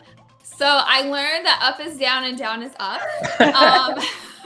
And I literally think the reason I did not get as motion sick on that one is because the entire ride, Katie was sitting right next to me. She's the other pilot. The entire ride, I was like, up is down is up is down. She was so focused. She couldn't get out of the zone. She was in the zone. I have I was like, some great footage of Kaylee just screaming, up, up, up, up, up, up. I take my job very seriously, and I felt like I don't know. I was under the impression, so I didn't understand the concept of the ride. I was under the impression that you could fail and not make it to the end, right? So I was like, I cannot let that happen. I must understand down is up and up is down. I have to remember this. So, yeah, I did get a little motion sick, and this was consistent with pretty much any ride we did. It was anytime we were going down somewhere, descending, that was with a screen. I would that kind of got me. But it wasn't too bad. That was one of my favorite rides. I think one of my absolute favorite rides was the Rise of the Resistance. That one was so cool. I think Totally Which wicked. she had never done before. I'd never done it, and that one was that one in Disneyland proper? Yeah. Galaxy's Edge is in Disneyland. Yeah. Throws proper. me off. That's So that one honestly was probably my favorite ride in Disneyland proper. And then my favorite ride. Oh wait, I'm right. I think we're gonna talk about favorite rides later. Oh, But yeah, we'll get to it. We'll get to it. that was my favorite ride in Disneyland proper. I got to try churros for the first time. That was on the bucket list. The Mickey beignets, we got to try those. Those were so good. I finally got popcorn. That one was a bit of a letdown, but I had done a lot to get that popcorn, and it was just like, I know Katie was like, "Is it everything you dreamed it would be?" And I was like, "No, it's not." But me and Katie will have to talk about our issue in the what went wrong segment of what happened the night that we went solo to Disneyland. I'll give you a good lead in because your what went wrong was my what went right. Yeah. But yeah, it was great. So for me, being in Disneyland is so much different than being in Disney World. It's smaller, but it's better in every conceivable way. Like, I think the only two rides that might be possibly better at Disney World that have an identical or near identical or even similar representation at Disneyland, it might be Splash Mountain and Haunted Mansion. And even so, Haunted Mansion at Disneyland has the better outside facade. Yeah. Haunted Mansion at Walt Disney World is just longer and has a couple more scenes. But Disneyland, we did a whole blog post on our website about why Disneyland is better than Disney World, and we stand by every single thing we said. The rides are better. I was a little worried that I had hyped it up too much after one visit, and then we walked in and I was better. like, "Oh, I was right." It's better. It feels. I like what Kim said. It feels more intimate. Yeah, there's not a wasted corner of Disneyland and DCA because they have to just keep reinventing it a little bit more because of the space. Jay is correct that Haunted Mansion Holiday is a thing that only happens at Disneyland, and But that's another reason why Disneyland's better because they actually they'll do overlays like more than just Jingle Cruise. Like they'll do overlays. I do, Jay, since you're here, I do want you to say your thing in the comments that you have said to us a couple times about why Disneyland feels, or what Disneyland feels like in relation to Walt Disney World, if you know what I'm talking about. If you don't, I'll give you a little cue, but I want you to drop that in the comments so that I don't screw it up, because I do want to say that I feel like it's a good representation. Is it something like it's the place where Walt walked? Because that's what I feel like. No, well, that is a thing too. It's more about the way that Disneyland embraces you. Oh. Give us your words, Jay. Give us your words. You are the poet. I just think that Disneyland, first of all, it's more magical. I don't care that Walt Disney World is tagline the most magical place on earth. Disneyland is that. There we go. Thank you, Jay. Walt Disney World feels more magical. Disneyland feels like it's giving you a hug. Yeah. It is the intimacy that. It is the intimacy. And Disneyland, first of all, there's roaming characters. So I'm not even going to play with you guys. Like the very first day, and I was still sick going to Disneyland, but I wasn't running a fever. So I was told by the doctor that if I felt up to it, I could go, but I shouldn't push myself if I started feeling crummy. The first day when we walked in, the first hour, we saw Alice, like from Alice in Wonderland. Little cute, like very short, very short character Alice. actor, walking around with a little girl holding her hand. And I was just like, I saw that and I nearly wept, because that does not happen at Disney World. It just doesn't.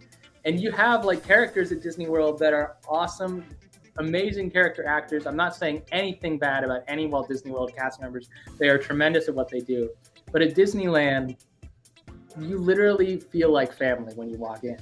And they will do everything they can to make you feel more like family as you're going through the park, to make this feel like this is a magical place where dreams actually do come true. And the characters will actually walk up to you and talk with you and interact with you. And that is just, Disney World is too crowded. It's too big. Yeah. It's too bustly. You'd never get away with it. You have tourists coming from all over the world to go to Disney World versus Disneyland, which is largely a locals park. And in the locals park, it's people who have grown up with these stories. It's people who have been in or near this area for the last 20 years, for whom this feels like home. 65 years. Yeah, for some people, the whole span of whatever. Yeah. Yeah. This is a different ball game. I want to ask if, I'm sorry, go ahead, Tim. Go ahead. Go ahead, Kaylee. I was going to ask, is now the time that I should talk about really briefly our Grizzly River Run experience, or is that better at another time? Never. I feel like it goes with the hug. It feels like you're getting a hug. It didn't feel like it was getting a hug in that moment. So I guess is now the time that it probably fit in the chat the best. You can talk about Grizzly River Run? So, okay, there's this ride. It's a water ride. It is, I don't want to say it's similar to Cali River Rapids because it's not in a lot of ways, but not. it's a rapids ride. It's very it's different. rapids. But yeah, so it's Grizzly River Run, and we get in the line. I'm so excited for this because Tim's been dreading it since we got there. Thanks, And bud. just to like see his reactions. But I like rapids rides, okay? They're not like my favorite thing. Well, we get on the ride. We're with this group that it's like two couples. I don't think we realized they were couples at the time, but like when I went back to look at my footage, I'm like, I'm pretty sure they were actually all married to each other. But they were intoxicated a little bit, but not in like it wasn't bad. They were fun. They were friendly fun. drunks. They were very friendly. Drunks. They were Not locals. Not belligerent drunks. belligerent. No, they were locals, because that was kind of what reminded me of it was, it's mostly a locals park. So they were locals. And whenever that vlog comes out, you will definitely see them in there. But that was one of the funnest experiences. I'm very happy that I got it on camera. I do think Tim will probably even end up putting some of that. Like, I know he got some footage. I think we were sharing our footage on that because we both kind of like, I got some of Tim, he got some of me. But Tim's face at one point is hilarious. He did get the wettest on that ride of all of us. He did. He got the wettest. It was And destiny. his face. But that ride, y'all, was so intense. We were like going down the like drops and we were spinning the entire time. And He even had a fully weighted raft. yeah, Like it was not counterbalanced at any side. So like it wasn't like one side taking all of it. It was like when we hit that perfect trajectory at the top of the hill, we spun all the way down like a freaking Beyblade. We were It like, was ridiculous. I was kind of scared. across the low-key. rapids. I was kind of scared when It was a little scary. it was like that last big drop. I was low key scared we were gonna flip over because we had speed and we were spinning. I know, but I was scared. I was really kind of scared because I was like, is this grounded? We're spinning so much. And like most rides, you are kind of like grounded in a way. And once you don't spin a lot going down, but this one you did. And even like the locals we were with were like, we don't remember it being this that's what I was already. gonna say. The group we were with, they had been on this ride before. They knew the formula, and they were the girl who was sitting next to me was telling me like, oh, it's gonna like, so what's gonna happen is we're gonna hit the corner and it's gonna spin a little bit, but then we're gonna hit the other corner and it's gonna spin again, and whoever gets on the outside of that spin the second time, that's who's getting it on the coming down the big drop. Well, lo and behold, we spin around, and I truly believe, based on that insight, that I am safe because we hit the second corner, and our friends, along with a little, like half of Katie, was going to get utterly soaked. And that guy also believed it because he went, no, and ducked his head.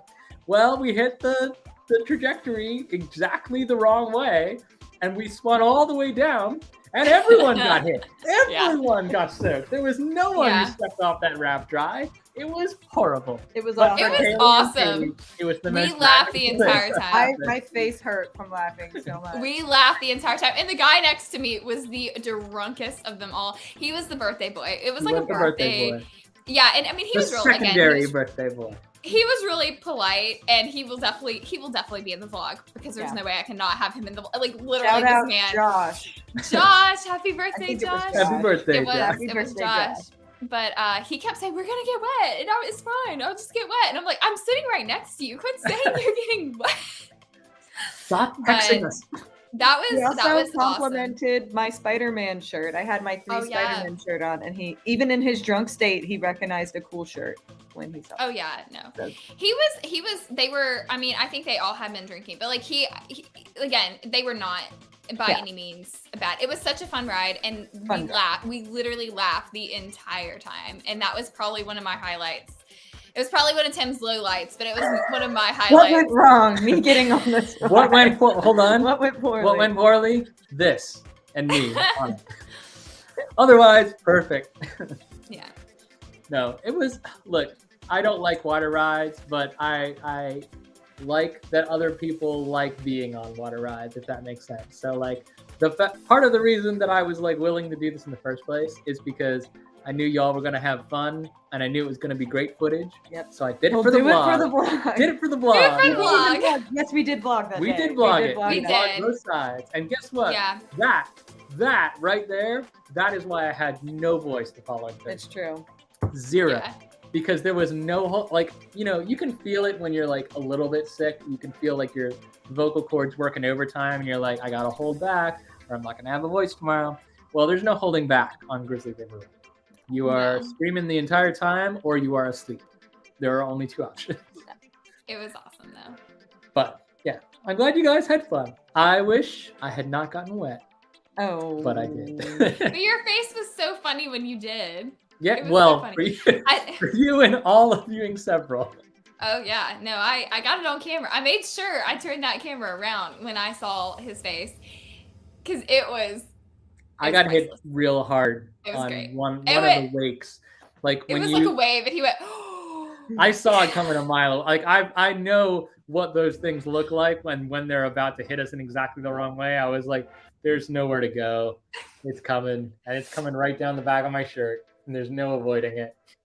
I will give like a pro tip that I mean, y'all may have known this, but I thought the locals were the one that said it. Is like put your feet on the little center. Yeah. Because you don't want to get your feet wet, and they all were doing that. And Yeah, like, that was what was so funny is it's like 8 adults trying to shove their feet yeah. And the little on tiny the little tiny pegs. little thing, and our legs were Yeah. tangled up. It was just like It was there was like Oh, it it was was. like Twister. yeah.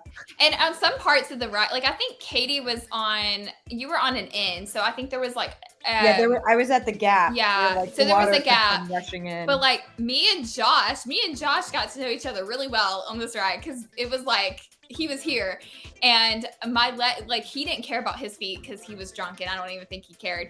But my feet were like there. I'm like, I'm sorry, dude. I can't get my feet wet, so I have my feet there, and like literally, I'm like on top of Josh, like not touching him, but I'm like over Josh's legs the entire ride. But it was fun. Yeah. It was a fun time. It fits in with the theme of Disneyland that everyone's a little bit more into it. yeah. It's like Yeah. the hug on Grizzly River Run. Grizzly River Yeah. Rapids Grizzly River Run gives a very wet, angry hug. Yeah. But it is a hug nonetheless. Talk to you later, Inerdia. Thanks for tuning in. Thanks. Yeah, Thanks this for one will go a joining. little longer. This one will go a little bit longer, but we'll try Yeah. and keep it too much longer. I'll give you guys your lead in because I do want to touch We on. do have some questions too. I know. but Yeah. that- We have our that'll be- story though of what went Yeah. wrong. Yeah, I'm about to give you that. So I will say before we move on to the story, which is really I think the only thing that anyone can say went poorly at Disneyland. Everything else was great. Yeah. For me, some of the highlights were the fact that the week we went, unfortunately, Pirates of the Caribbean was closed. That was a thing that we couldn't control. Toontown also was down for permanent refurb. Tarzan's Treehouse. Treehouse, gone. and Finding Nemo, and I think that's it. Yeah. But the rest of the park was open and operating, both parts. So one highlight for me was the shows. So to broaden that, Disneyland Forever, I truly believe, is my new favorite It was fireworks great. spectacular. It has really, and I've had time to meditate on this. I've gone back and rewatched my footage. I think it has replaced Happily Ever After in my heart, which is a big thing to say. It's a big thing. But I do believe it was the better. It really pulls on the heartstrings. It's got a good beat, and it really just makes Enchantment not feel great, which is unfortunate for the Magic Kingdom. But I think that it does. I love Harmonious at Epcot. I think it supersedes Harmonious by just that much, and I think it supersedes Happily Ever After by just that much. But I do think it was an amazing show, and it really felt nostalgic and pulled in all the different memories and touched all the you look around and you see like people crying. It's a good show. It was me. I was crying. It was all of us. I almost cried. Yeah. And that show is going to run nightly through this summer. But when we went, because we were still technically in the spring and the off season, It was only. it was only on Friday. Fridays. So our very last night, we got to see Disneyland Forever. Every single night while we were there, we got to see the Main Street Electrical Parade. Now that was super, super cool. When we had planned To see it. When we sat first down time. on the turn, we said it goes off twice, 8:15 and 10:45 every night. And we caught the 10:45 show because we figured that would be less fighting for a spot, fewer kids because a lot of them go to bed. That was one of the coolest experiences of going to Disneyland, was seeing the Main Street Electrical Parade. And despite what will follow this, we actually all, like on our last night after hitting Alice in Wonderland, we stopped and deliberately stepped aside to see the last couple minutes of the parade. It started going off while we were in line, which meant everyone got out of the line, which was great because then the line got shorter. And then we go on Alice in Wonderland. And for those of you who don't know the ride, it's the longest dark ride there, which is really cool. But at some point you pop out and you're like on a secondary floor of the ride, and you're literally like level with some of the floats. So when we popped out on the second level, we were like Anastasia. It was like, blew us a kiss. Blew us kisses and was waving right at us, and and it was just us. Like there was no one up there but us, so it was awesome. So it was really cool. But the thing that Kaylee and I didn't. Hold on, wait. Okay. What had happened was. What went poorly? Okay, go. So Kaylee and I go on a Thursday night where Tim is resting, so he can be ready Girls' for night. Thursday. Girls' night in Disneyland.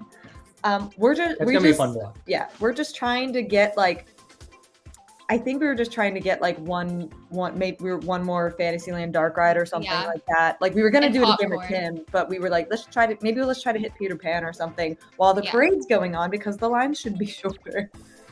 We made the mistake of entering after the parade had started, which started out cool because what happened, Kaylee? We hit Main Street, we hit the Esplanade or whatever that's called, and we get to go through this secret door on the side and go through these tunnels, and we're like, this is so cool. We're practically backstage. Look how cool this is. And then we get dropped off right where the parade's still going. Yeah. And we're trying to get to the other side of Fantasyland, and we're in Tomorrowland, and it's all right. So real quick. In Disneyland, for those of you who have only been to Disney World, the layout of the lands in Disneyland is the same, but everything is much smaller. Yeah. So when you have a parade, the hubs at the Magic Kingdom are designed to accommodate the floats moving in a circular motion and then going off into a different land and circling all the way around. At Disneyland, the parade split the park in half. Yeah, that's what I didn't know, is I didn't realize this parade literally goes through the whole park. I thought you had to watch it on Main Street or somewhere close. I didn't realize it keeps going. So everywhere we're trying to circumvent this parade, we're stuck. We cannot cross. We can't get away from it. We're also trying to get Kaylee's popcorn. We're also trying to get Kaylee's popcorn because it's her bucket list to try Disneyland popcorn. And we can't find a popcorn stand anywhere. We can't even stop at popcorn. So what happens, Kaylee? I won't tell the whole story. So, like Katie said, we literally keep hitting the we can't get away from it, and it is it's the song worst that will haunt your dreams.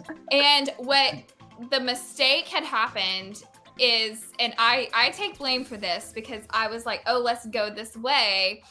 What we should have done is when we walked in, it was actually ending on Main Street, and we should have gotten at the very end of it and just walked until we got there. But it seemed like that would take forever, and it would have. But we were like, oh, we cannot run it. And that was stupid. And there was only I want to say it was a 20-minute wait for Peter Pan at this point. So we were like, oh, we got to get to Peter Pan. Well, everywhere we went, it was the whole thing. Well, we finally find popcorn, this one popcorn machine. And I believe it was by I think it was by Small World. Maybe right around there. And so we were like, oh, well, at least we found popcorn. Well, right as I'm about to get this popcorn, there's no line for the popcorn. They have this crosswalk. They open it and they're having people run. And they're like, if you're going to cross, you got to cross now. Because between the floats, they would best so you can get through. You literally are going in the middle of the parade. You're going between floats.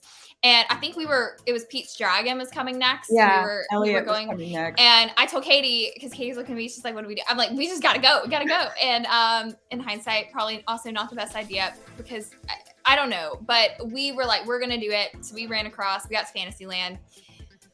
Peter Pan was like 40 minutes, and which had been all day. And at this point, we were like, well, we spent an hour here for nothing, and we left. We left without popcorn. We left without riding a ride. And I can still hear in the background. And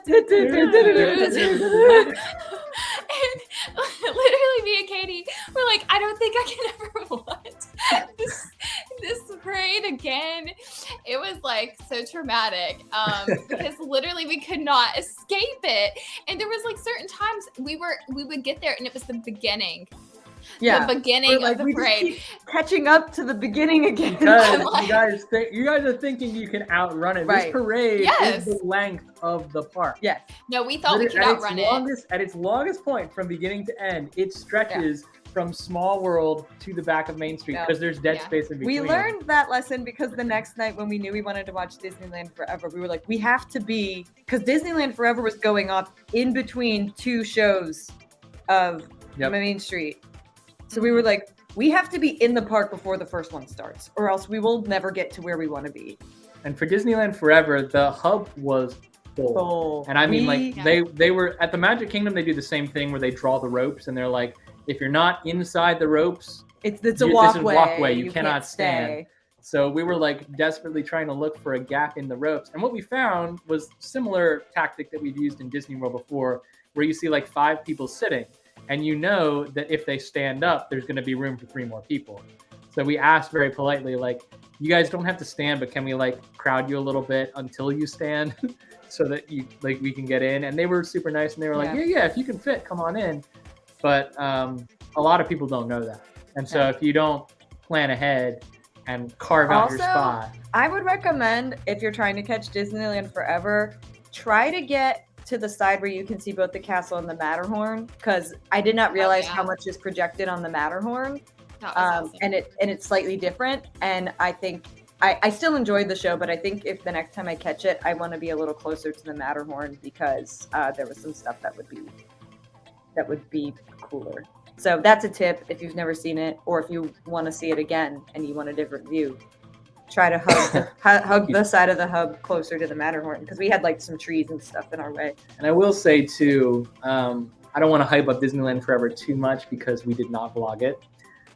We were just kind of like trying to enjoy it. Maybe Kaylee did. I think actually Kaylee was recording some of it. I did get it. Yeah, I didn't know you didn't. You might see it in her vlogs. Oh. By that point in the day, I think we had because that was the day I had no voice. That was your birthday, and we were not vlogging that. You did vlog it. I could have sworn you vlogged it though. Like I thought you got some of it. I thought I took video, but I did not get enough to put together an actual video. It was more for our memories then. Yeah. Oh, okay. Because he vlogged the first adventures in the morning. Yep. Not the park day. Yeah.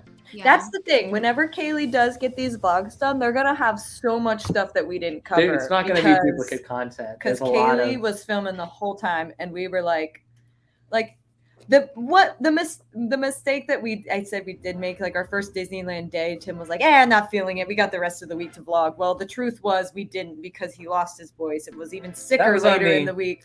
So we have less content than we were planning, but we still have a lot coming. So it's still going to be a lot. I do regret that. I do regret not vlogging, because we had a very full first day and I felt great. Yeah. We got a lot of great pictures, I didn't no vlog. mind not, like my first day back in Disneyland in 3.5 years, like I got to do it without the showiness of doing a vlog, which I kind of appreciated. And I will say again, Kaylee's vlogging did not detract from that at all.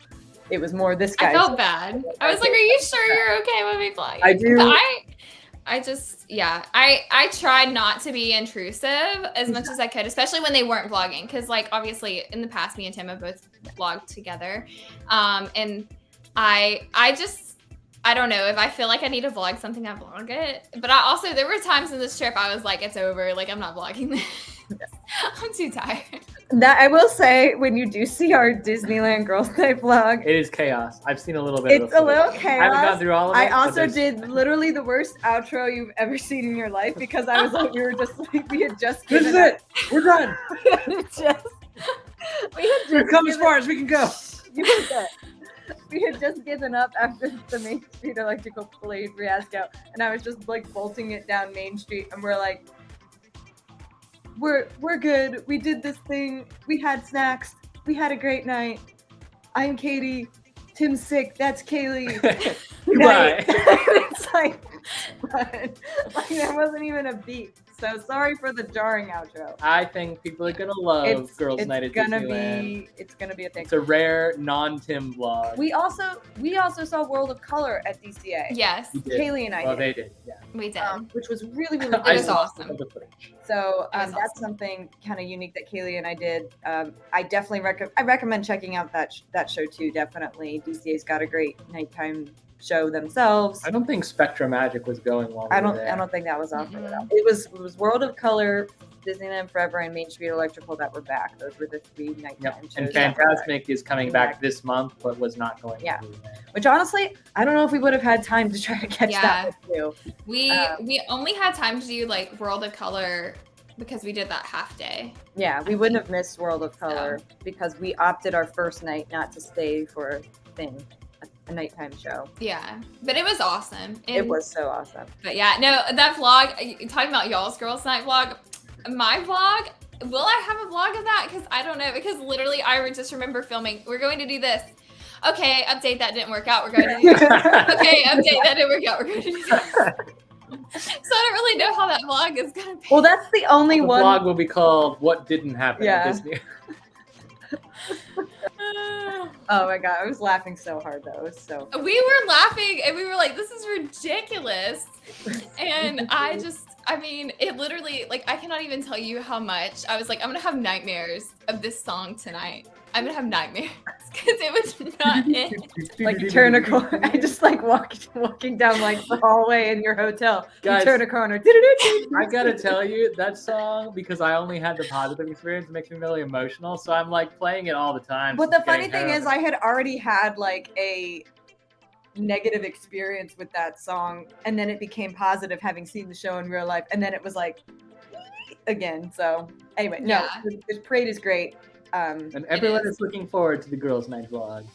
It'll be something. Raw chaos. If anyone ever was like, what happens? It is gonna be fun What to edit. happens when Katie is in charge of the vlog? It is gonna be fun for me to edit because I've literally never seen the footage. Yeah. So I have no idea what I'm looking at. It's gonna be fun. It's I- gonna be I like do 4 minute long video of like. I did like almost the entirety of World of Color, that we probably won't put that in there because copyright music Yeah. all over. That was awesome. Bits and pieces will probably. Even though my arm wasn't your Oh, arm, too, gosh. we were dying. We were like, oh, the arm, but you gotta do it for And the getting vlog. like splashed with or misted with water because That's a show. Oh, You Kim, get wet. You get believe wet. me, I know. I know. Dark days are coming for me in the editing suite. Yeah, because Tim likes to have Yeah. something called a story to tell, and I'm just like, this is what I No, did. but here, a moment of humility for me. I tend to overtake the vlogs with the narrative that I'm He forcing does. because I know as a not really a good editor, but a practiced one, I know what I want the final timeline to look like. So I'll go and I'll get one shot and then I'll shoot a different direction and finish the sentence I started knowing exactly how and that then edit's I'll going to creep look. up behind And him, she'll pop up and be thinking like, that he wants me in the shot. Butterfingers! And he'll look at me and go away. And I'm like, all right then. And then I won't go away. We Which need to is work on why- our communication skills. But most of the vlogs we do turn out pretty well. I'm pretty sure that Katie and Kaylee's vlog will turn out funny, if not perfect. Maybe comical. Maybe I think, imperfectly yeah. funny. It's still a wonderful memory. It's a wonderful I do I not do. film with the story in mind. I laughed so hard. So We did do one more thing besides the Disney Oh, yeah. parks, which I gotta hide Yeah. all the other things so you can see it. Where are we? Here we go. The WB Studio Tour in Burbank was the last thing, and we kind of dedicated a whole day to this. Even though it wasn't a whole day's activity, we just knew that after 4 days at Disneyland, we were going to be pretty tired, and we Which still we wanted were. to do this. Yeah. And This some was- of us were starting to feel sick. Yeah, this was the day that Kaylee finally caught the bug. But it was, I mean, we won't dwell on this too long because we do have questions to answer, and I want to try to wrap this up soon because I know everyone who's waiting is waiting to hear their questions answered. But the WB Studio Tour was at Warner Brothers Studios, literally down the street from Universal Hollywood all the production lots and sound stages seem to be kind of grouped together in Hollywood in this Burbank, And Los they Angeles share area. them sometimes. Yeah, and it's literally the motto is if you've got the dime, we've got the time. So like they don't care if a Warner Brothers production occurs at a Universal soundstage or vice versa. The Warner Brothers Studio Tour, though, is probably the most accessible after the backlot tour in Universal Hollywood. They're very much the same, but at Warner Brothers, you get to actually walk around the sound stages and see some of the screen use props. They had literally an entire bat cave. Now, the only thing is, officially, you were not supposed to film on this tour. They do say all over the website, no video permitted. I think our tour guide would have let us get away with it, but I didn't want to push our luck on our last day, so I just didn't. I think someone else may well have taken a little bit of video. So you may get more of that. I don't from know Kaylee if Tim and I would have gotten away with standing there with our camera going, Oh, yeah. wow, It's look at different this. to take This like a is where they phone. filmed the Spider-Man kiss. Rather than I- Kaylee with her more natural Yeah. vlog. I was very Aesthetic. sneaky, and I told Tim I was going to film until they told me I couldn't film, and at which point I'd be like, oh my goodness, I'm so sorry. I We had just no idea. flew all the way across the Okay. globe. Yeah, I flew all the way across the country to be here. I just wanted to like have some memories. Okay. But like literally no one said No, a if word to anything, me. they were like, have your cameras ready, like all the Yeah, time. at certain parts. They're Especially "Take like pictures." I was really stealthy when we were on like the back lots filming in the anything that was like on the lot. I thought that was what they would yell at me about. So I was really stealthy during all that. But The once we sound got to stages, like I think they would have let us do anything. Yeah. Because Yeah. that was the self-guided Literally, part the of only tour. Yeah. thing they were like, no filming was the little green screen thing that we did. I with did the get group. screamed at for that. Yeah, I they felt were like like, that was a "No little filming! unnecessary. No They were really filming!" rude. Well, you about and that like part. 17 other people Yeah, who were they all all trying had to do their the same phones thing. out. They so. were like, I was like, okay, you don't have to scream at me, but okay. He But was no, just like, projecting. he was, and that was the only time. And they just said for that one area, I do think I might have still got a tiny bit of footage before he yelled at me, but we'll see. We'll see if I did or not. So the tour itself is an hour of guided. Well, and the tram. the tram is an hour of guided, and then they drop you off at Soundstage 48, which is where the Friends sets are and the Big Bang Theory sets. Mhm. And then some cool little like photo ops with forced perspective from The Hobbit, which is really cool to do and look at. Actually, I don't have those pictures. I think Kaylee does. Yeah. What? Kaylee, you owe us some photos. And then, what? and then they had like Oh. a practice Oh, I do. ADR. Like Yeah, you that could was take fun. a clip from a movie. So I was like, Automatic dialogue Harry's replacement for those who voice. don't know. That was great. That was one of my favorite moments. They had a sound editing It demonstration. was fun and it was interactive. And then when you think you're done and you're like, okay, I guess we're headed back to the car. Well, you're actually headed to the DC soundstage where they have all the props from all the latest Batman movies, including like they had just gotten the Batman suit and the Batman Batmobile, all the screen use Zoe stuff. Kravitz's waist is this big. I swear, she's Yeah. so tiny. It's not a joke. She's the smallest they human tell being I you- think I have ever. I mean, They we tell didn't meet her, but we be saw her prepared. costume. Catwoman's costume's really small. You're not prepared. And I was like, okay, whatever. And I was It's like, small. I'm not prepared. She is small. smaller than Katie, Zoe Kravitz. I mean, She doesn't look it on screen, it's but not she's that small. hard to be smaller than Honey, me. you're very small. Okay, and moving on to our next stop. I'm just saying she's very small. She's like 5 feet tall. I'm 5'5". Yeah. I'm I as tall consider as the Daniel door. Radcliffe, dang it. Well, Daniel Radcliffe's also kind of small. Anyway. I know. All right. We got a little bit of wrap-up time here. We did get some questions on Instagram and Facebook both. I do want to answer these questions the best we can. Some of them I feel like we may have kind of answered as we go. But Favorite coaster at Knott's? the only coaster we did was Of the one Pony. coaster we rode, I would definitely say Pony Express. Kaylee, would you agree? I mean, if we are only talking about coasters, At Knott. I guess And that only at one Knott's. Yeah. at Knott's. I liked the log flume the best, but that's not a coaster. But I'm gonna put it in there anyways. The coaster was honestly probably my least favorite, just because I did get a little sicky on it. But Only the littlest bit though. Yeah. There's a No, lot I tamer agree. there. Yeah. It wasn't my favorite ride that we did that day, but it's the only coaster. It was Yeah, an Intamin, and it was a hydraulic launch. It's a lot like Storm Runner, but with Hagrid's mounts. I mean, it's I didn't not like. a lot like Storm It's a Runner. lot like It's a Storm- lot slower. Functionally, it's a lot like Storm Runner. I didn't care for like how the how I had to sit on it. It was just what my I had my back. Kind of like the bike style. Oh, I mean, yeah, it went my thing, but I was you're honestly riding dreading. horses. Yeah.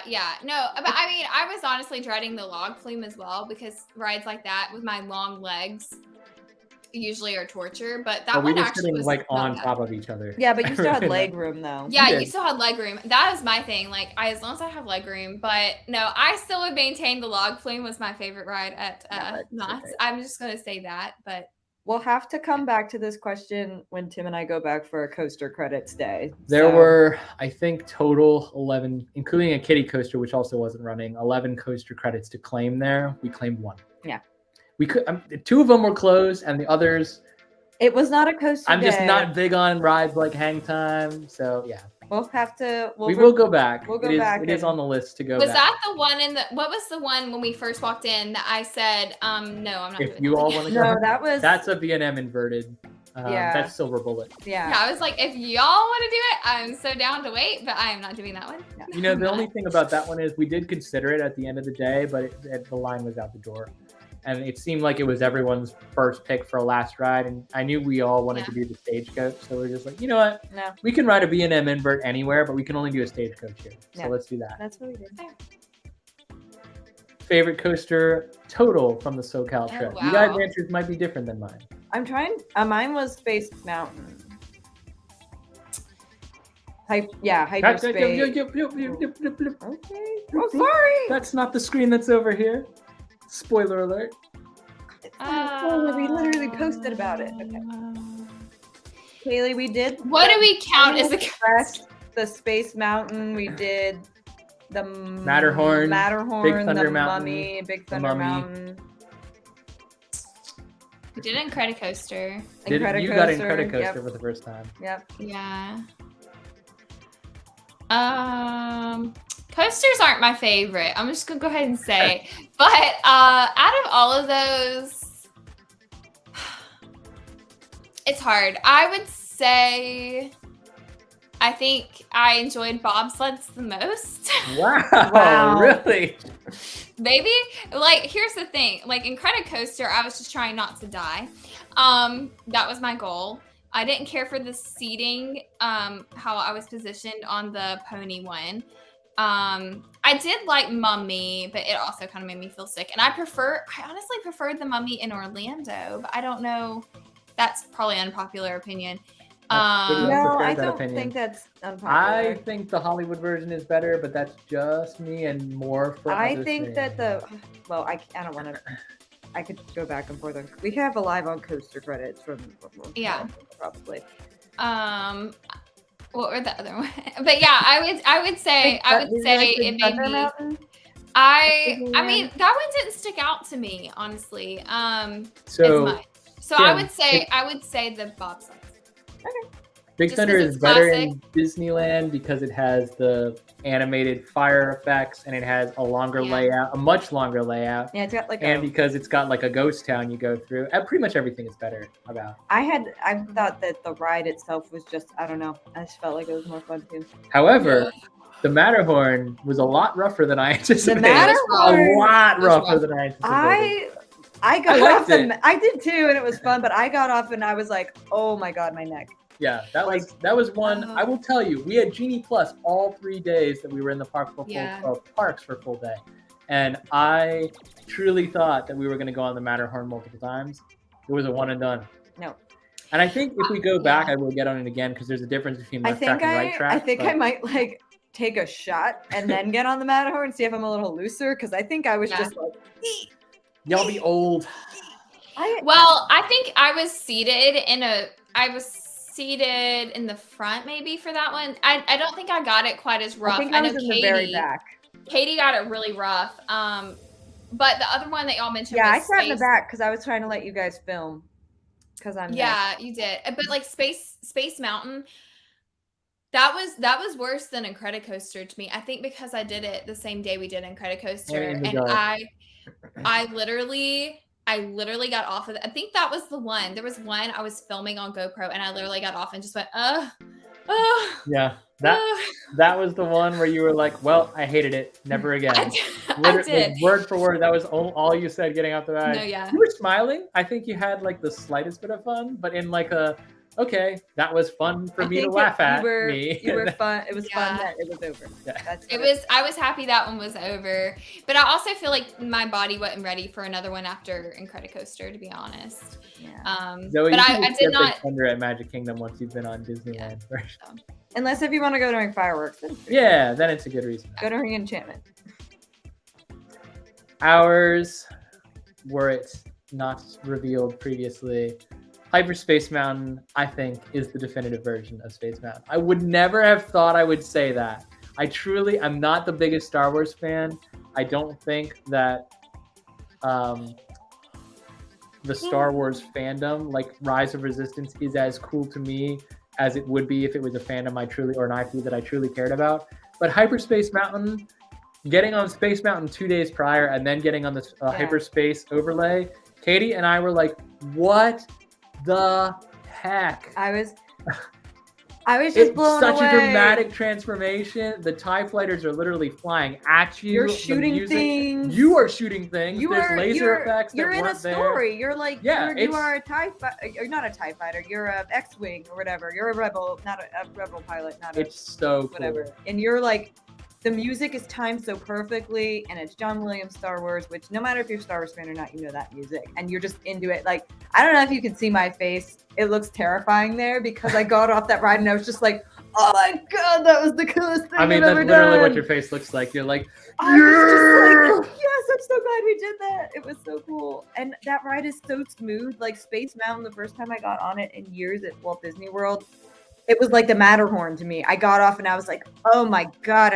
I can't do coasters anymore. Yep. I was like, I'm done. Coasters kill me now. Yeah, this week lined up perfectly because we got the original Space Mountain ride, which has a fantastic soundtrack. Has a great soundtrack and is way better than the Disney World version as is. And then 2 days later, we got Hyperspace Mountain because they overlaid it for Star Wars Day. Well, Star Wars Week in Disneyland. It just happened to overlap with our trip. It was one of the serendipitous things. You definitely have to catch it if you're there when it's Hyperspace Mountain. I also dropped the Mummy in on the left-hand side because Revenge of the Mummy at Universal was a novel experience, and I really liked it. So I would say that I liked it. More intense than Orlando, much more intense, much scarier. Sometimes I ain't about intense. Like I'll take a nice smooth ride over a more I think it was there's a lot more backwards in Hollywood, and I can handle it. Like I like Everest, but when you go backwards in the dark and do kind of intense things, I start to get a little like ooh too. So it was still really fun. There was a different. What's the name of the mummy? Imhotep. There was a different Imhotep animatronic in that ride, so that was really cool. So I appreciated those things and different show scenes. But I think the coaster track itself I like better in Orlando. I like them both. I love that they both. But nothing beat Hyperspace Mountain. That was the best coaster I went on that trip. Quick question: Did y'all do Hyperspace Mountain the same day we did Space Mountain? No, you did not. That was different. That was when you went to go get your popcorn. Yep. Yeah, I will say, I do wish I would have just done Hyperspace Mountain. I just hated Space Mountain so much. I know. I just don't think you would have. I hated it. Would have liked but it. I do wish I would have done it for the experience of it. And because I generally don't like to say, like, there's certain things, like especially the Knott's coasters, I was like, I'm gonna say no because I know I will be 100% wrecked. But I don't like to say no if I can help.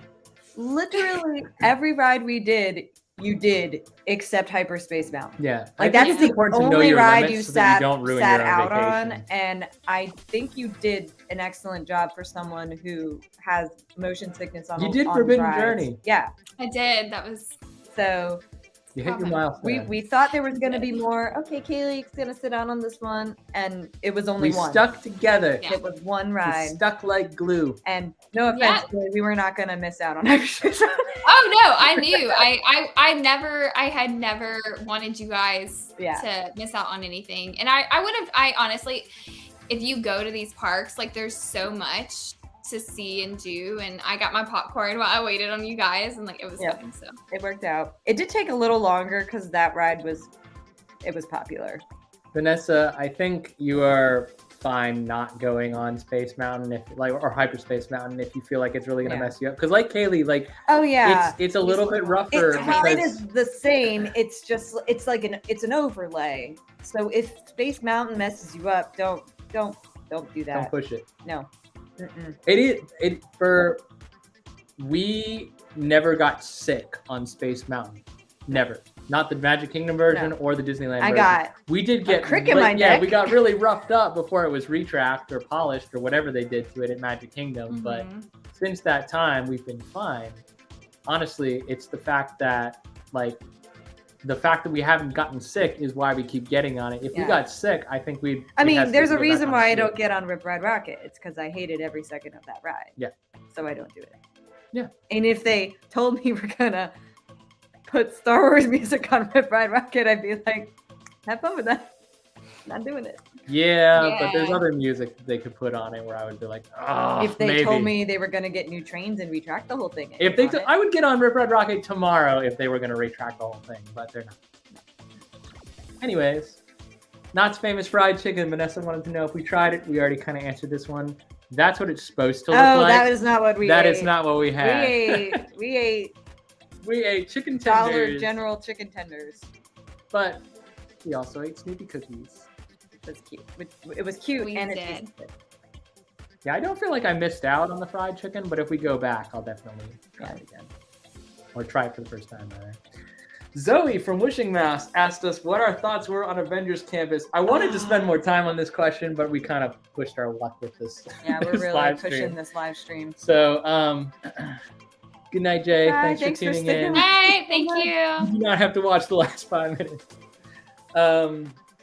So Avengers Campus, I will say, I think we all thought that it was going to take less of our time to explore. Yeah. Because it's small. It's only got 2 rides. One of them was already there before the rest came in. Spider-Man, the ride, kind of underwhelming. I'm not going to lie. It's just Toy Story Honestly, Mania. I had such low expectations that I had more fun on it than I thought I was going to, but it's not. It's still underwhelming. It's fun though. Breakout is great, but it was already there. Yeah, we'd already done it. So I still loved it. Avengers Campus, though, the shows and the roaming characters, that makes it probably the coolest place to hang out in all of Disney's California Adventure. To just hang out. Yeah. Not to necessarily do anything. Pim's Test Kitchen, we did have some of that food, and this is all in the vlog, fortunately, so you will see some of this on our side.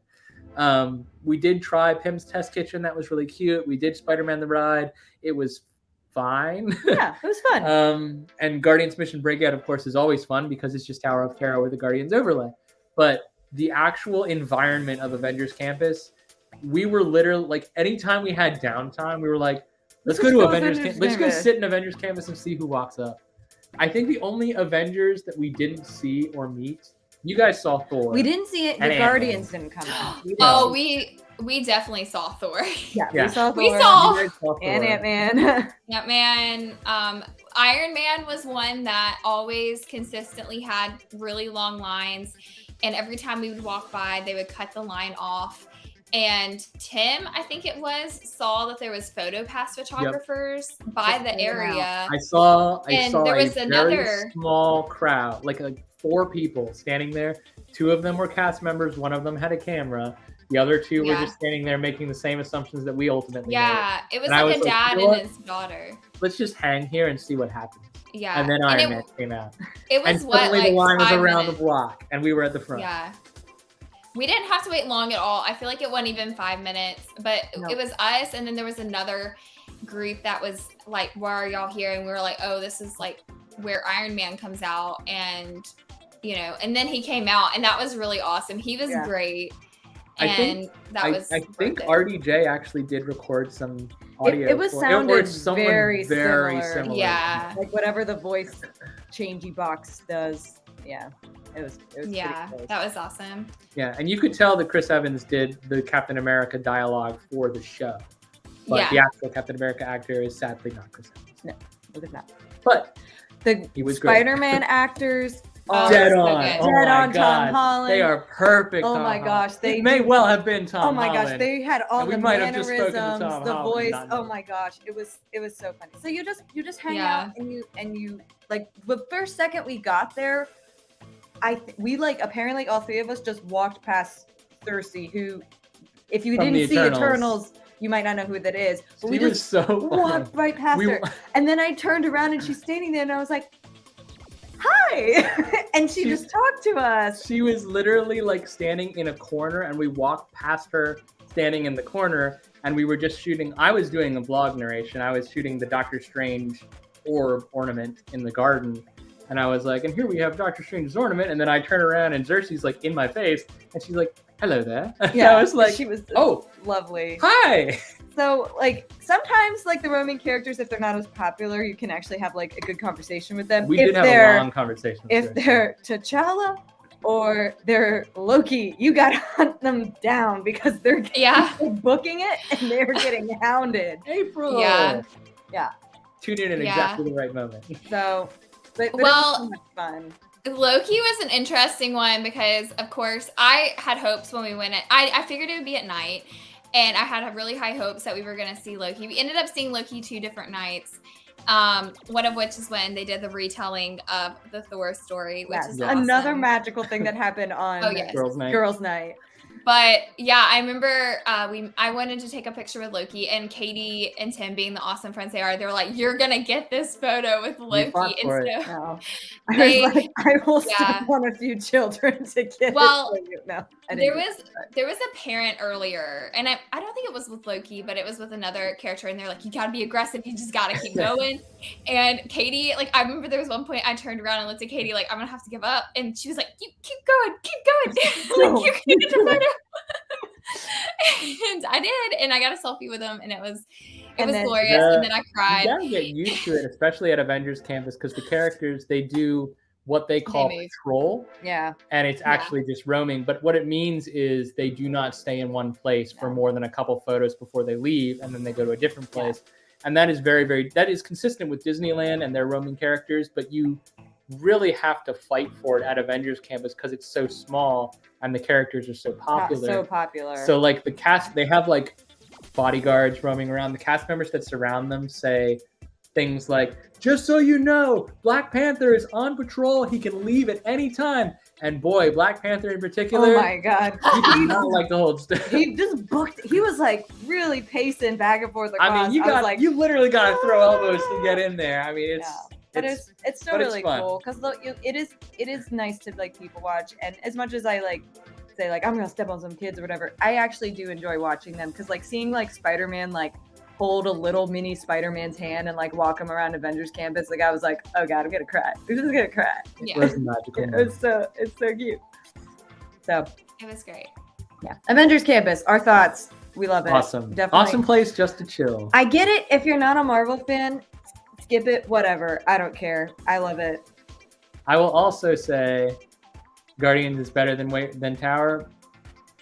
I don't agree, personally. I like that they both exist. Yeah. I Yeah, like that you can do them both. When I'm Because in Avengers Campus, I want to do Guardians, and I'm in Hollywood It Studios. fits the theme. I It fits wanna the do- theme really well, yeah. and it's really fun. And there's Yeah. nothing that I would change about Guardians being there. But I'm glad. But that I do like Tower the of Terror. Hollywood a Tower little of bit better. Terror. And that's me. I'm a horror nut, so it's different. You know, you go in as I think Guardians fits Disneyland better. I think it fits and it- Disney's California it- Adventure better. It was a nice start to the Avengers Campus. It was, and it's one that we know that Kaylee loves, the Tower of Terror edition. I so- do love Tower of Terror. Yeah. I think, like Tim said, I'm happy they both exist. Favorite ride at California Adventure? Can I assume we all have the same one? I think so, honestly. Anytime we got like in a car for like We the would rest all of the sing trip, the we music all together? started singing. I remember saying goodbye at the airport and go to Sad walking away doo-doo. crying and be like We also got an in-show exit on. We did our very first official in-show exit, which we did not film because we didn't want to be trespassed. Yeah, they are very hardcore about you not filming that. But that was kind of creepy because all the cars were like frozen. The eyes were still lit. The eyes were still lit, and some were still blinking. But they were not talking or moving. But you they could turned on all the lights. We got pretty much all the way into the dark ride portion of the ride, and then got locked all the way out from the middle of it. Yeah. So you did get a closer look at there's backstage. like hubcaps laying on the ground here. Oh, that's a car. There's like random car parts strewn throughout, which is part of the setting, but you got to pick up some details. And we got an anytime pass to come back and give it a proper final ride. We loved this ride too much. So we did purchase individual lightning lanes three times for this ride. But we got 3.5 rides out of it because of the in-show exit. Well, technically we purchased it twice, I guess, right? 3 times. We did 3 times. One at day, one at night, one we tried to do at dusk, but we actually got it night again. Yeah. And that was on Tim's birthday that we got the in-ride exit, which was honestly, and we said this, like, it was better than actually completing the ride, getting to see all of that. Yeah. But and then we got to go back. Knowing that you're going to come back and do the ride again. Yeah. You don't lose anything. Someone apparently got out of their car and walked on the track. And this is why we can't have nice things. So I was mad that the cast members had to deal with that because that's bad business. And also you just got banned from Disneyland forever. So good on you, I guess. But it was cool. And we did get to do the ride again. It was like a once in a lifetime kind of thing. Yeah. We did not get to do Tim and I guess Kaylee by default, have never done any of the other flat rides. They do look cute, but they're usually like the kids. The lines are long and they're full of kids. Yeah. And we usually have different priorities. But one day it'd be nice. Maybe when like at Christmas if you have a lower key, again, when the Christmas lights are all up, it'd be cute. But they do look awfully cute. Like Cars Land is beautiful. I could live in Cars Land. I really could. Avengers Campus and Cars Land are like right beside each other. Yeah, I could just live in that little area. Yeah. That was my favorite area of VCA. Like I could have just stayed there forever. And Cars Land at night. Yeah. And it was a bucket list item to get a shot at Flo's at night. It was, and that is now my picture profile for my channel and everything. Favorite ride at Disneyland? I know Kaylee touched on hers. Yeah, mine is the Rise of the Resistance. It is. Hold on, I'll peel off all the things. I was so happy. And it was just awesome. I was in awe. As you can see in that top right photo, I was just in awe, and I thought it was the most amazing ride I've ever been on. And that, coasters, obviously Tim and Katie love coasters. I do like coasters, but like that was my kind of ride where I feel like I'm in it and I'm immersed, and that's just my thing. And it didn't make me sick. And it was my favorite ride. I mean, it's up there with Radiator Springs Racers for like overall favorite ride, but we do love this one. I mean, Katie and I do love this one too. We just don't get on it as often because if we have the rest of the day to do other Disneyland stuff, because it is in Disneyland proper. So there's a ton of stuff in Disneyland proper that you can only do at Disneyland versus this thing you could do at Hollywood Studios. Yeah. And we go to Hollywood Studios less often too. So I will say I think y'all's favorite that y'all are gonna say is like probably my number 2 for Disneyland. Hold on, I will assist you. Boop. Yeah, this one was probably number 2. I mean, some would call this a well, I guess it's more like Dinosaurs, the clone. But to me, it's like, I mean, the ride vehicle's the same, but the ride is different, guys. It was awesome. This was one of my favorite rides the first time we went to Disneyland, me and Tim, and it remains my favorite ride. To this day. We got to do it twice, which is awesome. I do like Indiana Jones, so that helps. Kaylee had never seen Indiana Jones before, I don't think. So she knows what it's about. I think she still enjoyed it. The music, just when you get on that, when you're in the cars and you enter like the main like cave area and you see the big skull and you just see like all the other cars going at the same time and it's chaos and it's just, oh my gosh. Yeah. Too much fun. Don't skip it. It's not Dinosaur. It's actually not as dark as Dinosaur, so it's easier to film, I think, except for that one part where you're literally in darkness, but that's okay. Yeah. No, it's amazing. I think it's like barely under Rise of Resistance for me. And I also think re-ride ability may be better on Indiana Jones. Like, I feel like if I had the opportunity to re-ride all of these again, which we did Indiana Jones twice, but like, I feel like that one. We tried to do Rise twice too. We just it gives couldn't get there. you. I know you tried, but I tried for you, Kayla. Yeah. I tried. They're both up there. I Yeah. feel like Rise for me just edged it out a little because I was so in awe. My only issue with re-rides on Rise of the Resistance, because I've now done it like four times now, because I know it well enough now, when something's not working on that ride, I know, and I go, oh, Kylo Ren's not working. Oh, that's okay. Like, it's so technically advanced, technologically But we got a advanced, near and perfect run. So many pieces that It's not a perfect run. that when I ride it and I know something's off, I'm like, oh, that was supposed to happen, or that's mistimed. So I'm starting to like memorize it a little bit, which is a privilege. I understand. To ride it more than once. But when we rode it with you, Kaylee, like I got off that ride and I was like, I think it was perfect. Like I don't think there was a thing out of place, which was really cool. So that means you got to see like it in pristine condition, which You is got cool. to experience it without the mask too, which is It was awesome. And in the front row of our little pod. and without the plexiglass. Like the first time we did it, we had masks, we had plexiglass, I think everything for the most part was working when we did ours the first time, but we had to compete with a boarding group like this. I think we got the experience that Disney actually intended us to have. It was great. It was so great, and it was awesome. Sorry, I didn't mean to cut you off. No, it's okay. Favorite meal? I think we all agree on this one, but Kaylee, you can let us know. Kaylee, you can let us know if we're wrong. Princess breakfast? I would say, yeah. I would say that one. Such an experience. On like, our last day, we did Princess Breakfast Adventures was $125 per person. It is not cheap.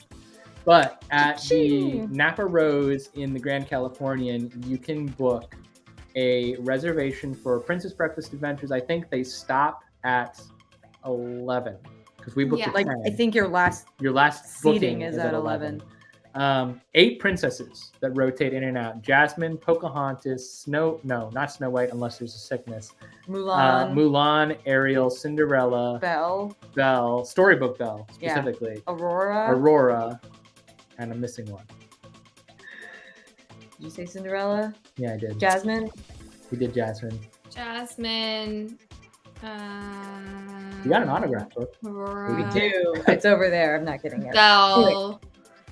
We'll think of it. Who are we forgetting? Ariel? Tiana. Did we say Tiana? Tiana. That was the missing one. Yep.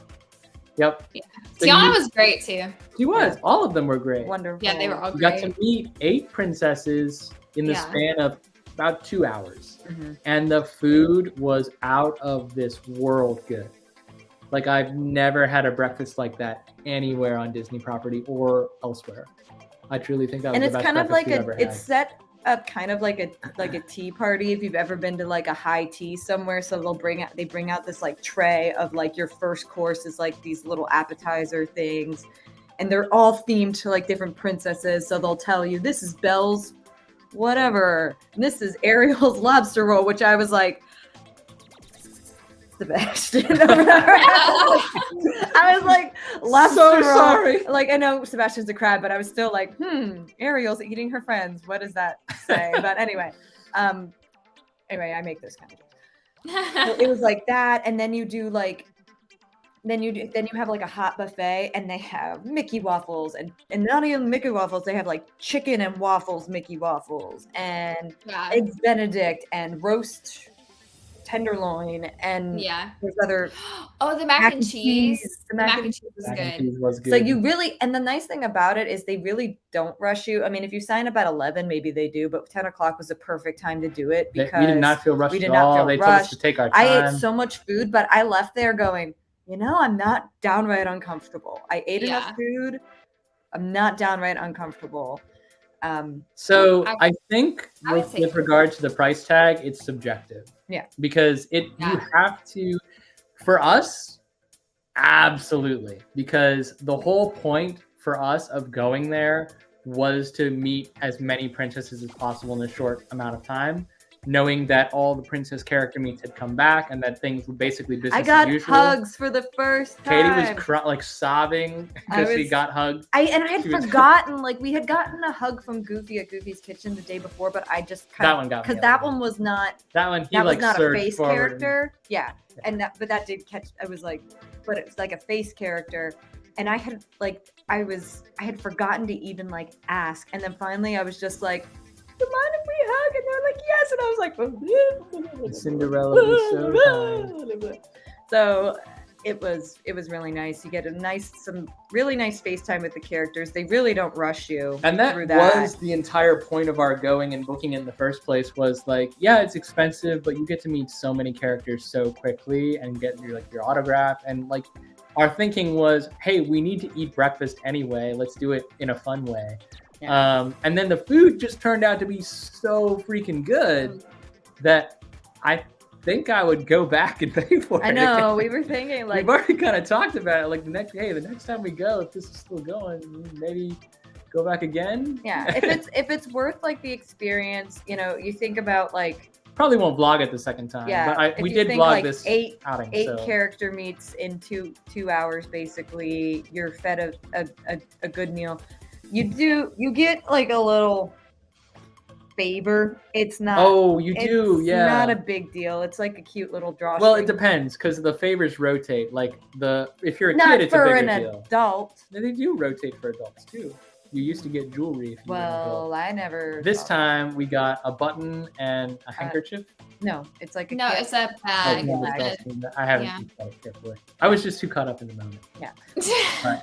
A handkerchief. But for a kid, the girls were walking away. Well, with, now by comparison, the drawstring canvas bag seems awesome because I thought it was a handkerchief. No, little girls were walking away with full size Ariel dolls, and boys were walking away with this sword and shield. So for kids, I definitely think it was cool. But and we were not the only adults only tables at that place either. There were a couple of couples and whatnot doing it, so they did not make us feel weird at all being at the Princess Breakfast. Yeah, they were great. Our server was awesome, Matthew. Yes, Matt was great. How do you remember all these names? I don't Katie's know. I don't remember what I had for breakfast. I was going to say, there are other, she pushes other stuff I don't know. I guess I just want to keep a tally of cool cast members in my head. All right, guys, we're going to combine these last 3 questions. What advice can you offer first-timers going to Disneyland, especially if they're familiar with Disney World? This one is from Mandy. The other 2 also from Mandy. Is park hopper necessary, and how many days are necessary? So I feel like this all kind of fits into one answer anyway. Because the advice we would offer are get park hoppers 3 days. Yeah, 3 days. If you don't think you're gonna come back, 3 days minimum to do everything. And probably, depending on what time you go, you would probably want GD Plus. Yeah. At least to do some. We said when we made the plan, we said let's budget for Genie Plus and individual lightning lanes for 2 days. Mm-hmm. And we thought that was good. And I know you guys didn't. We did not use Genie Plus when you went for girls' night. We didn't. No. And you were fine because we had already burned through a lot of the. Now, not every single Genie Plus. I said that backwards. Not every single ride at Disneyland is on Genie Plus. That's one thing. Very different from Disney World, where almost every ride is. Mm-hmm. At Disneyland, Jungle Cruise is not on Genie None Plus. of the Fantasyland. None of the Fantasyland dark rides are on Genie Plus, including Peter Pan's Play. So you got to wait in some lines to do it all. Mm-hmm. But with Genie Plus, the first 2 days, I think we covered probably 90% of what we wanted to do. And on our last day, we just chose to do it because we wanted to do some re-rides of some very popular attractions, like Radiator Springs, and Indiana Jones. also at Disneyland, Genie Plus includes the photo pass. So if you want to take photos or get ride photos, and honestly, it's all rolled in. That's kind of worth it too, because photo pass photographers are great. Yeah, and we've really hello enjoyed. from Los Angeles. We were just there. Los Angeles. We do love Los Angeles. So yeah, I would say park hopper is absolutely a necessity. Yeah. You will use it. It's a stone's throw. It's not a park hop in Disney World. In Disney World, it's a minimum of an hour to get from park to park with traffic and the parking and the... To walk from the castle at Walt Disney World to the end of Main Street takes longer than it does to walk from the exit of Disneyland to DCA. And probably including your ticket scan too. Yeah. It is absolutely worth a park hopper. You will park hop because you will be like, hot dang, it's only 30 minutes at Radiator Springs. Maybe never, I don't know. I just thought of the ride. And you'll jump over there and you'll get on it. You can theoretically do 2 nighttime spectaculars in the same night if you want, because it's a long night. We technically did. You can do Main Street Electrical at 8:45 and see World of Color at 10:45 if you want. We technically did that. We technically did. We ran into Main Street Electrical several times. Yeah. You can do. You will park hop. And because you're going to want to eat something at DCA or not, and you will use it, and you if you don't do it, you will upgrade by 2:00 p.m. You will be like, dang, I need to go. I really want to go to this. Check out Avengers Campus in the morning, the afternoon, and night. You will see different characters. You want to park hop. First timers, it's smaller, but don't let that disappoint you, because there's so much more there. Don't make the mistake we did of not even going to like the side where Soarin' and Grizzly River Run is at DCA. There's a beautiful area dedicated to the state of California. There's this whole like adventure trail that you can do that's great for kids and adults who just like to have fun. Which we only saw a small piece of. Which we didn't even get to do. That was one of the things we were like, oh, we got to come back for that. We met Raya from Raya and the Last Dragon in a character meet area over there. So if you think you've done everything, you miss something. And you need to go back and look at your map and go, oh, we didn't go over here. And you need to check it out. We did see the flag ceremony. We didn't actually stand close enough to see the whole thing, but we saw them folding the flag. And I remember them announcing it too. I do not remember maybe this, that too. So there, you'll and inevitably, even with 3 days, you'll miss something, because if they bring back Fantasmic and they have World of Color and Disneyland Forever and the Main Street Electrical Parade, you might not get every nighttime show. So, but just be prepared, because you'll never want to leave, which is what happened. Yeah, it's true. Final point, guys. Favorite part of the whole trip? I think you know what my favorite part of the whole trip was. Hanging with my homies at Disneyland. being back in Disneyland was just being there. Yeah. Just being there and getting to hang out with Kaylee. I think one of my favorite parts was Kaylee crying after meeting Loki. That really is memorable. That touched me. Yeah. I love seeing World of Color. Gary also loves World of Color. It's so beautiful. It is. Yeah. I've loved the shows. Main Street Electrical Parade. Finally seeing it in person. I had never seen it before. Kaylee, you had seen it at Disney World. So. I had. 2015 I saw it. Yeah. So, but it was. Oh, yeah. It was the best. It was the best. Even with Tim's illness and then us inevitably getting kind of sick later, I would do it again. Yeah, Gary, we are not locals, but if you are new to the channel, we are about to release an onslaught of California content from this SoCal trip we're talking about. So hopefully we live up to all expectations. Yeah, we had so much fun. It was one of our favorite trips of all time. Yeah. And I don't know. Even though we had some downtime, it was just like not it was still like not a day wasted on anything. Like everything was meaningful. We've been going for 2.5 hours. Yes, I'm so sorry, everyone who's still listening to us. Kaylee is exhausted, I can tell. I know. Oh my gosh. But thank you guys so much for joining. I do want to give our usual creator spotlight highlight. This week we're going to highlight Zoel's World, our friend Ajana Claire, who also has a secondary channel being Ajana Claire. But Zoel's World just crossed the threshold of 1,000 subscribers. Yeah, so we're so proud. So we did want to highlight this channel in particular. She has a YouTube channel and an Instagram, both of which she's very active on. And Ajana Claire also just started a travel agency and is now Disney authorized. Just doesn't want to be bored, I guess. She wants to have 2 YouTube channels, be an awesome mom, and be a travel agent. She is always hustling, and we love her for it. Inspiration. I'm also going to throw down Justin Scard as one of our original inspirations, one who we don't talk about a lot, but really has inspired a lot of our narrative style. And we love Justin and Allie and all the things they do. Their actual channel brand is Random Land Adventures, but their channel name is Justin Scard because he started vlogging a long time ago. So he has a YouTube, Facebook, and Instagram. Or Facebook. Oh no! Typo! Facebook. Oh no! Oh no!